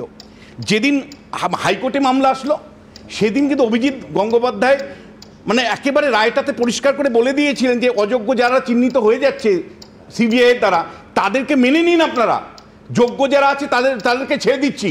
সেদিন কিন্তু আপনি অভিজিৎ গাঙ্গুলির রায়টাকে মানেননি, আপনি সুপ্রিম মানে ডিভিশন বেঞ্চে নিয়ে গেছিলেন। ডিভিশন বেঞ্চে কিন্তু আপনারা যোগ্য মানে যারা ছিল তাদের তালিকা দিয়ে বলতে পারতেন যে এরা যোগ্য, আমি সার্টিফাই করছি, আপনারা করেননি, যোগ্যদেরকে কিন্তু চাকরিটা খেয়েছেন। আবার সুপ্রিম কোর্টে যখন নিয়ে যাওয়া হলো, সুপ্রিম কোর্টে একই অবস্থান, যোগ্যদের জন্য আপনারা কোনো তালিকা তৈরি করে দিলেন না, সেগ্রিগেট করলেন না। কারণটা হলো আপনারা বিপুল পরিমাণে টাকা নিয়েছিলেন, ফলে টাকা যারা দিয়েছে তারা যদি আলাদা হয়ে যায়, বিদ্রোহ হয়ে যাবে, তৃণমূল নেতাদের বাড়ির চড়াও হবে, সেই ভয়ে আপনারা কিন্তু যোগ্য অযোগ্যর তালিকার তফাৎ করেননি। আর সেদিন যখন মানে নেতাজি ইন্ডোর স্টেডিয়ামে মমতা বন্দ্যোপাধ্যায় আশ্বস্ত করলেন যে মানে কোনো যোগ্যদের চাকরি যাবে না, তারপরে আপনারা কেন যোগ্যদের তালিকা আজকে দিলেন না? উল্টো 3টে সংস্থা, রাজ্য সরকার, মধ্যশিক্ষা পর্ষদ এবং এসএসসি, তারা মানে কার্যত মেনে নিল যে হ্যাঁ হুজুর আমাদেরকে কেবলমাত্র একটু সময় দিন, আর বাদ বাকিটা তারা হলফনামা দিয়ে মানে মৌখিকভাবে জানিয়ে দিল যে হ্যাঁ আমরা এই রায়ের সাথে একমত। অর্থাৎ এই যারা যোগ্য, যাদেরকে চাকরি রক্ষার প্রতিশ্রুতি মমতা বন্দ্যোপাধ্যায় সেদিন নেতাজি ইন্ডোর স্টেডিয়ামে দিয়েছিলেন, তাদের চাকরি আর কয়েক মাস শুধু বাড়লো, কিন্তু আদতেও তাদের চাকরিটা কিন্তু বাঁচলো না। কারণ আপনি রাজ্য সরকার, আপনি বিশ্বাসঘাতকতা করেছেন এই চাকরি প্রার্থীদের সাথে। তার কারণ আপনি সেদিন বলেছিলেন যে চাকরি বাঁচাবেন, আর আজকে আপনার সরকার, এসএসসি, মধ্যশিক্ষা পর্ষদ পরিষ্কার করে বলে দিচ্ছে আন্ডারটেকিং দিয়ে যে না হুজুর আমরা মে মাসের মধ্যে বিজ্ঞপ্তি জারি করব, আমরা ডিসেম্বরের মধ্যে এই নিয়োগ প্রক্রিয়া শেষ করব। তার মানে এই চাকরি প্রার্থীদের যে আশ্বস্ত আপনি করেছিলেন সেটা কেবলমাত্র কয়েক মাসের জন্য। আপনি পরিষ্কার একটা আপনার অবস্থানটা ছিল রাজনৈতিক। কারণটা কি? প্রথম শক্ট মানে আপনি চ্যালেঞ্জ করেছিলেন লোকসভা নির্বাচনের সময় যে এই 26,000 চাকরি রক্ষা করবেন। যেই মুহূর্তে চাকরি চলে গেছে, সারা রাজ্য জুড়ে আপনার দলের নেতাদের বাড়ি চড়াও হতে পারে টাকা চেয়ে, ফলে আপনি ওই মুহূর্তে শখটাকে মানে আপনার শখটাকে আপনি কি অ্যাবজর্ব করেছেন। অর্থাৎ বিদ্রোহ থেকে বাঁচার জন্য আপনি ওই কথার প্রতিশ্রুতি দিয়েছিলেন। এবং আবারও বলছি, এখনো যে ধরনের প্রতিশ্রুতি দেওয়া হচ্ছে সেটা কেবলমাত্র বিদ্রোহ থেকে বাঁচার জন্য। বারবার রাজনৈতিক কৌশল আপনি নিচ্ছেন, বারবার রাজনৈতিক কৌশল নিয়ে আপনি নির্বাচনী বৈতরণী পার হওয়ার চেষ্টা করছেন। পারবেন কি আরেকটা মানে মেধাযুক্ত এবং স্বচ্ছভাবে মানে নিয়োগ করতে? সুপ্রিম কোর্ট যে নির্দেশ দিয়েছে সেই অনুযায়ী মে মাস থেকে ডিসেম্বরের মধ্যে একটা স্বচ্ছ মানে কোনো দুর্নীতি ছাড়া একটা নিয়োগ করে দেখাতে পারবেন কি? আমি প্রত্যেকের কাছে আসবো, কিন্তু তার আগে এই গোটা বিষয়টা একটা জায়গায় একটা আশঙ্কার কালো মেঘকে আরও গভীর, আরও ঘন করছে। 32,000, শুধু 26,000 নয়, এই মুহূর্তে এই রাজ্যের ওপর 32,000 চাকরির ভবিষ্যৎ একটা সুতোয় ঝুলছে। আজকে পার্থ চট্টোপাধ্যায়ের একটি মামলায়, জামিনের মামলায়, তার জামিন খারিজ হয়ে গেছে। পার্থ চট্টোপাধ্যায় জামিন পেলেন না সেটা বড় বিষয় নয়। বড় বিষয় হচ্ছে 26,000-এর পর 32,000 চাকরিজীবীর প্রাথমিকের যারা রয়েছেন, প্রাথমিকের মাস্টারমশাই, সেখানে তাদের ভবিষ্যৎ, তাদের চাকরি কার্যত সুতোয় ঝুলছে। পরের প্রতিবেদন। লাগাম ছাড়া দুর্নীতি, তার উপর আদালতে যোগ্যদের তালিকা দেয়নি এসএসসি, যে কারণে এসএসসি 2016-র গোটা প্যানেল বাতিল করে দিয়েছে সুপ্রিম কোর্ট। এই প্রেক্ষাপটে প্রাথমিকে 32,000 চাকরি বাতিলের যে নির্দেশ কলকাতা হাইকোর্টের বিচারপতি অভিজিৎ গঙ্গোপাধ্যায় দিয়েছিলেন, তার শুনানি এবার হবে বিচারপতি তপব্রত চক্রবর্তী ডিভিশন বেঞ্চে। আর এই রায়ের ওপরই নির্ভর করে আছে 32,000 শিক্ষক শিক্ষিকার ভাগ্য। আর এই প্রেক্ষাপটেই 2014 সালের টেট নিয়ে চাঞ্চল্যকর তথ্য সামনে এসেছে। আদালতে জমা দেওয়া চার্জশিটে দুর্নীতির নানা রূপ তুলে ধরেছে সিবিআই। চার্জশিটে দাবি করা হয়েছে প্রাক্তন শিক্ষামন্ত্রী পার্থ চট্টোপাধ্যায়, প্রাথমিক শিক্ষা পর্ষদের তৎকালীন সভাপতি মানিক ভট্টাচার্যরা মিলে দুর্নীতি করেছেন। দুর্নীতিতে ওতপ্রোতভাবে জড়িয়েছিলেন পার্থ চট্টোপাধ্যায়ের ওএসটি প্রবীর বন্দ্যোপাধ্যায়ও। 2014 সালের টেটের ফলাফল বেরিয়েছিল 2016-র 14 সেপ্টেম্বর। গত ডিসেম্বরে আদালতে জমা দেওয়া সাপ্লিমেন্টারি চার্জশিটে সিবিআই দাবি করেছে 2017 সালে যখন নিয়োগ প্রক্রিয়া চলছিল তখন অসংখ্য চাকরি প্রার্থী পর্ষদকে চিঠি লিখে জানিয়েছিল যে একটি প্রশ্নের জন্য দুটি সঠিক উত্তর দেওয়া হয়েছিল। 2017 সালের 20 নভেম্বর পর্ষদের তরফে রেজলিউশন পাশ করে বলা হয় যারা উত্তর বি লিখেছিলেন তাদেরকে 1 নম্বর করে দিতে হবে। সেই 1 নম্বরের ভিত্তিতে যাকে খুশি চাকরি দেওয়া হয়। সিবিআই সাপ্লিমেন্টারি চার্জশিটের 10 নম্বর পাতায় দাবি করা হয়েছে 2017 সালের 30 নভেম্বর এরকমই আরেকটা রেজলিউশন পাশ হয় যেখানে মূলত উল্লেখ করা হয় 270 জন চাকরি প্রার্থীর ভবিষ্যৎ কি হবে। চার্জশিটে সিবিআই দাবি করেছে ইচ্ছাকৃতভাবেই 270 জনের নাম, রোল নাম্বার, বাবার নাম রেজলিউশনে রাখা হয়নি যাতে গোটা বিষয়টি গোপন থাকে। তার কোনো রেকর্ড নেই বলেও জানায় পর্ষদ। এরপর 270 জন চাকরি প্রার্থীকে নিয়োগের জন্য জেলা প্রাথমিক স্কুল কাউন্সিলগুলোতে সুপারিশ পাঠানো হয়। নিয়োগপত্র ইস্যু হয় 2017 সালের 4 ডিসেম্বর। এভাবেই পার্থ চট্টোপাধ্যায় ও মানিক ভট্টাচার্য চক্রান্তে 1 নম্বর বাড়িয়ে দিয়ে 264 জন চাকরি প্রার্থীকে বেআইনিভাবে নিযুক্ত করা হয়েছে বলে সিবিআই চার্জশিটে দাবি করা হয়েছে। সিবিআই এর চার্জশিটে আরও দাবি করা হয়েছে 2017 সালের 11 থেকে 17 মের মধ্যে বিকাশ ভবনে চাকরি প্রার্থীদের ডেকে নথি যাচাই করার কথা পার্থ চট্টোপাধ্যায়কে জানান মানিক ভট্টাচার্য। সেই কাজে সাহায্য করার জন্য নিজের ওএসটি প্রবীর বন্দ্যোপাধ্যায়কে বলেন শিক্ষামন্ত্রী। 752 জনের তালিকা প্রবীরকে দিয়ে সবাইকে এসএমএস করে দিতে বলেছিলেন মানিক। মন্ত্রীর ওএসটি আবার সেই দায়িত্ব ডেটা এন্ট্রি স্টাফ সুব্রত কুণ্ডুকে দেন। কিন্তু এসএমএস পাঠাতে গিয়ে জানা যায় অনেক চাকরি প্রার্থীর মোবাইল নম্বরেরই অস্তিত্ব নেই। রাজ্য সরকার নিজের অপরাধ স্বীকার করুন, স্বীকার করে কোর্টের কাছে এই দরখাস্ত করুন, পিটিশন করুন, অ্যাপিল করুন যে নিয়োগের দুর্নীতির অপরাধটা আমার এবং সরকারের, এই অপরাধটা মাস্টারমশাইদের নয়। সিবিআই চার্জশিটে দাবি করা হয়েছে 2017 সালের নভেম্বর মাসে পার্থ চট্টোপাধ্যায়ের অফিসে যান মানিক ভট্টাচার্য। সেখানে মন্ত্রীর ওএসটিকে ডেকে আরো 269 জন চাকরি প্রার্থীর তালিকা দেওয়া হয়। মানিক ভট্টাচার্যর নির্দেশ ছিল তাদের ইন্টারভিউ এবং অ্যাপটিটিউড টেস্টের নম্বর পর্ষদের নম্বর শিটে বাড়িয়ে দেওয়া এবং তাতে সই করে স্বীকৃতি দেওয়া। যদিও 269 জনের কোনো ইন্টারভিউ ও অ্যাপটিটিউড টেস্টই হয়নি। সবকিছু হওয়ার পর যাবতীয় তথ্য সিডিতে নিয়ে নেন মানিক ভট্টাচার্য এবং সমস্ত তথ্য ডিলিট করে দেওয়ার জন্য মন্ত্রীর ওএসটিকে নির্দেশ দেন। তদন্তের বিষয়, বিচারাধীন বিষয়, যখন আদালতে কোনো কথা বলেছেন, ইডি তো এটা আদালতে বলেছেন, তো ফলে এর উত্তর দেওয়ার দায় পার্থ চট্টোপাধ্যায় বা পার্থ চট্টোপাধ্যায়ের আইনজীবীদের। সিবিআই চার্জশিটে দাবি করা হয়েছে কুন্তল ঘোষের প্রধান এজেন্ট ছিলেন সন্তু গঙ্গোপাধ্যায়, যিনি অয়নশীল, কৌশিক শেঠ, শরীফুল আলমের মতো সাব এজেন্টের মাধ্যমে অযোগ্য চাকরি প্রার্থীদের কাছ থেকে বিপুল পরিমাণ ঘুষ নিয়েছিলেন। অন্যদিকে বৃহস্পতিবারই প্রাথমিকের নিয়োগ দুর্নীতিতে সিবিআই মামলায় ফের পার্থ চট্টোপাধ্যায়ের জামিন খারিজ হয়ে গেল। বিচারক নির্দেশনামায় উল্লেখ করেছেন প্রাক্তন শিক্ষামন্ত্রীর বিরুদ্ধে যে চার্জশিট জমা পড়েছে তাতে এই দুর্নীতিতে তার যোগ স্পষ্ট।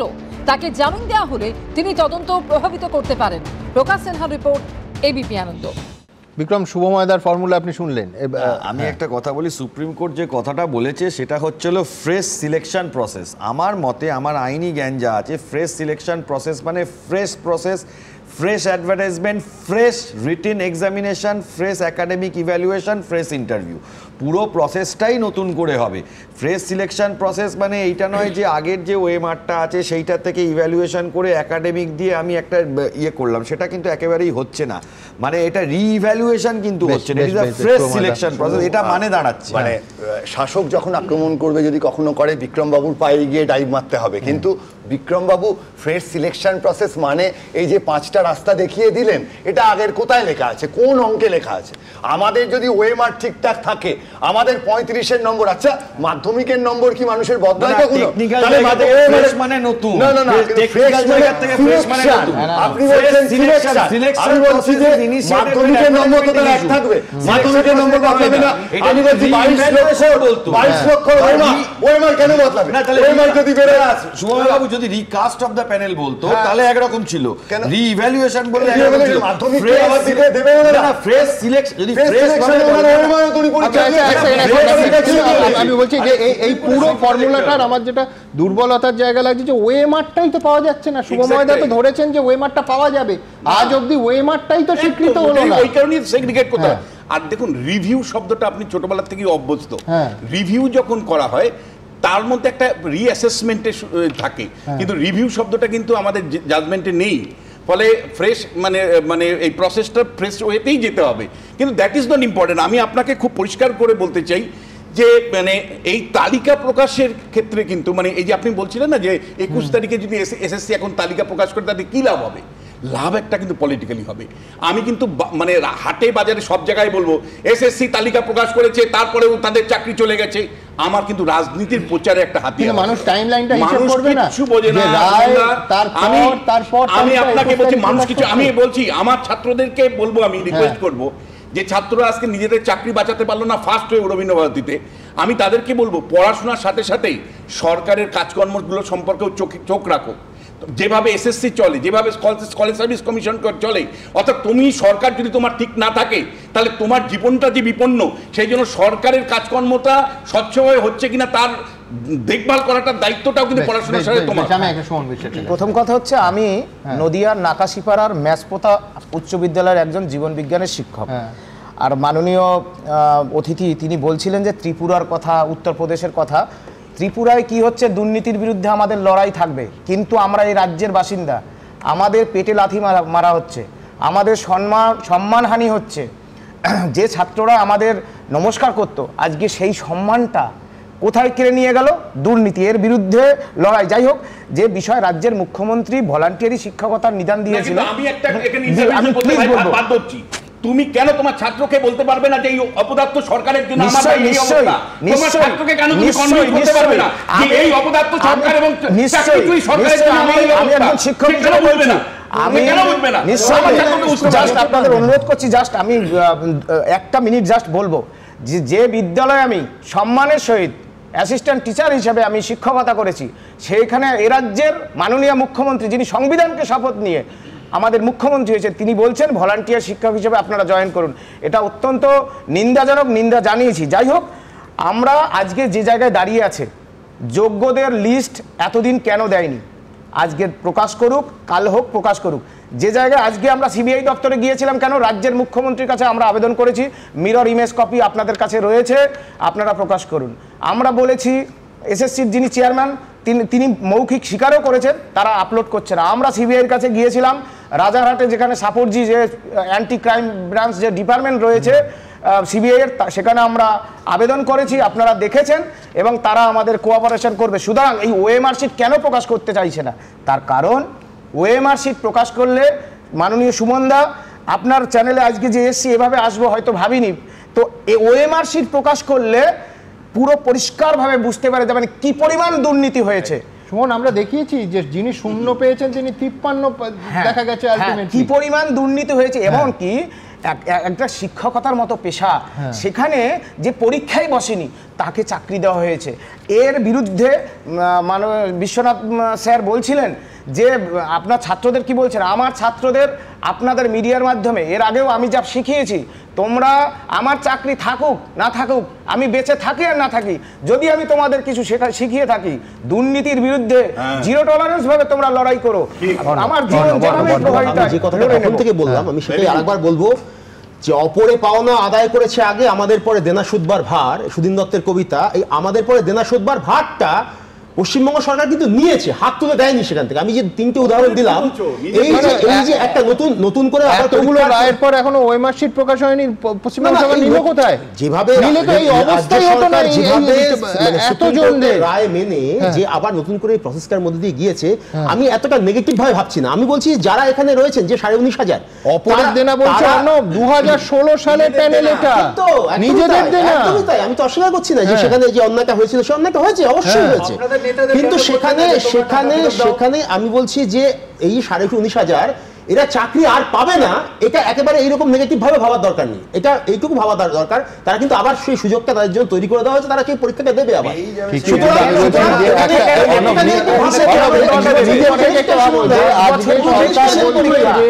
9 মাস আপনারা মন দিয়ে স্কুল করুন, ওরা মন দিয়ে পড়াবেন না, নিজেরা পড়বেন, আবার তো একটা পরীক্ষার সামনে এই সুমন বিশ্বাসদের গিয়ে বসতে হবে। আমি বলছি কোথায় তারা কনসেন্ট্রেট করবে? একটা ছোট্ট কথা, সেটা হচ্ছে জানেন তো, আগেকার দিনে বা বিভিন্ন সময় রাষ্ট্র ব্যবস্থায় মানুষকে যখন গরিব করে রাখা হতো, তারা যখন অঙ্ক কষতে পারতো না, বাজারে গিয়ে দেখবেন একটা গরিব মানুষ যদি অঙ্ক কষতে না পারে না, তাকে ভুলভাল দাম দিয়ে তাকে শোষণ করা অনেক সহজ। অঙ্কের মাধ্যমে যে সলিউশন, সেই সলিউশনকে আমাদের রাষ্ট্র ব্যবস্থা, আমাদের সমাজ ব্যবস্থা এড়িয়ে যাওয়ার চেষ্টা করছে। এই এড়িয়ে যাওয়া চলবে না। অঙ্কের মাধ্যমে সলিউশন, ঠিক কথাই তো বলছেন, এবং অঙ্কটাই তো গুলিয়ে দিচ্ছে। বলছেন না অপরের দেনা 1,90,1.9 লাখ ক্রোর্স দেনা বামফ্রন্টের আমলে 6.5 লক্ষ কোটি টাকা হয়ে গেছে। তো অপরের দেনা ওনারা বাড়িয়ে যাচ্ছে। আপনার সঙ্গে বলছেন সেন্ট্রাল গভর্নমেন্টের দেনা কতটা বেড়েছে? এবার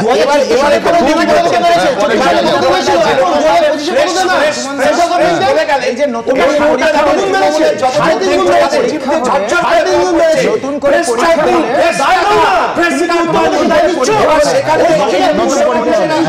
যদি পরীক্ষা হয়, তাহলে এই যে চাকরিটা বিক্রি হয়েছিল, আবার প্রশ্নপত্র বিক্রি হবে, পাইলট করে উত্তরপত্র সহ পৌঁছে যাবে। আমরা আমার মত অন্য যেটা বলছিল, আমি ওর সঙ্গে দ্বিমত নই, একমত, যে মানে পুরোটা নেগেটিভ। আপনারা পরীক্ষার আগেই বলছেন যে এই পরীক্ষাতেও দুর্নীতি হবে। আপনি যে কাউকে জিজ্ঞেস করুন, এইবার তো চাকরি বিক্রি হয়েছে জলের মতো পরিষ্কার, এবার বিক্রি হবে যারা অযোগ্য বলে প্রমাণিত, তাদের টাকা ফেরত নিলে তো চরম চরম ঢাক বাজবে। সুতরাং আবার প্রশ্নপত্র বিক্রি হবে কোটি কোটি টাকায়। তার ব্লুপ্রিন্ট হচ্ছে যোগ্যরা চাকরি থেকে বঞ্চিত হবে, এবং যদি কোনো যোগ্য 10 জন যোগ্য যদি চাকরি থেকে বঞ্চিত হয়, যার রিটায়ারমেন্ট ছিল, আমি আগেই বলছিলাম 50 সাল 47 সাল, তাকে 2025 সালে রাজ্য সরকার মাননীয় মুখ্যমন্ত্রীর নেতৃত্বে তার পূর্ণ ক্যাবিনেট এবং তার সাঙ্গপাঙ্গর আধিকারিক, ওই যে এসএসসি দুর্নীতিগ্রস্ত এসএসসি, তারা আবার পরীক্ষা নেবে। তো তারা আবারও আমাদের পথে বসানোর চেষ্টা করছে এবং আমাদেরকে বলছে যে আমরা দুর্নীতি যা করেছি, তোমরা শাস্তি নাও, 25 সালের 31শে ডিসেম্বর রিটায়ারমেন্ট নিয়ে নাও। না পাবে রিটায়ারমেন্ট কোনো সুবিধা, না পাবে গ্র্যাচুইটি, ওই পিএফ এর যে কটা টাকা আছে বলবে টাটা বাই বাই। এই দুর্নীতির বিরুদ্ধে আপনারা লড়ুন, আমরা আন্দোলনে আছি। আর একটা কথা বলে শেষ করি, যোগ্য গ্রুপ সি গ্রুপ ডি যাদেরকে এখান থেকে একেবারে যাদেরকে মাঠে মেরে দিয়েছে দুর্নীতি, রাজ্য সরকারের দুর্নীতি, আমরা তাদের জন্য লড়াই আছি, কোর্টের লড়াই আছি। বাংলার মানুষকেও বলবো, এই যোগ্য গ্রুপ সি গ্রুপ ডি তাদের যোগ্যদের পাশে দাঁড়ান, তাদের পরিবারগুলো ভেসে যাবে। যারা চাকরি পেয়েছিলেন এবং কোর্টের রায়ে বাতিল হয়েছেন, তাদের পরীক্ষা দেওয়ার তারা সুযোগ পাবেন, কিন্তু পরীক্ষাটা নেবেন তো সেই লোকেরা যাদের মমতা ব্যানার্জি তখন মুখ্যমন্ত্রী ছিলেন, এখনও মুখ্যমন্ত্রী আছে। তো মমতা ব্যানার্জি যাদের চাইবেন তারা পরীক্ষাটা নেবেন।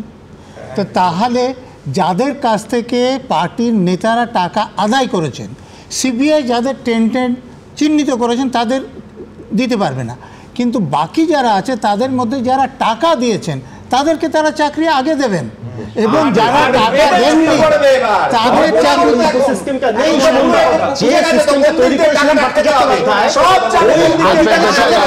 সবাইকে থামালাম, সরি, আমি পরের ইস্যুতে যাব, কিন্তু তার আগে বলবো যে অর্ণব একটা আশার কথা বলেছে যে ওই ইকোসিস্টেমটা নেই, এখন নতুন সেট অফ পিপল আছে। আমি জানি না, আমরা ভরসা রাখতে চাইছি, কিন্তু সুমন বিশ্বাসরা ভরসা রাখতে পাচ্ছেন না। এবং আজকের এই রায় আমি বলছি বেশিরভাগ মানুষের যারা বঞ্চিত হলেন, যারা যোগ্য কিন্তু কার্যত আক্ষরিক অর্থে পথে বসেছেন, তারা আজকের এই যেখানে গিয়ে দাঁড়ালো, পুরোটা একটা, আমি বারবার বলছি ওই কুইজ প্রোগ্রামের মতো, যেন বাড়তি 9 মাসের লাইফ লাইন। শুধু কি এইটুকু? আবার বলছি, আশার আলো দেখতে চাইছি, তার কারণ আমার রাজ্যের, আমাদের যারা সহনাগরিক, তাদের প্রত্যেকের ভবিষ্যৎ, রাজ্যের ভালো থাকা না থাকা এই ইস্যুর সঙ্গে যুক্ত।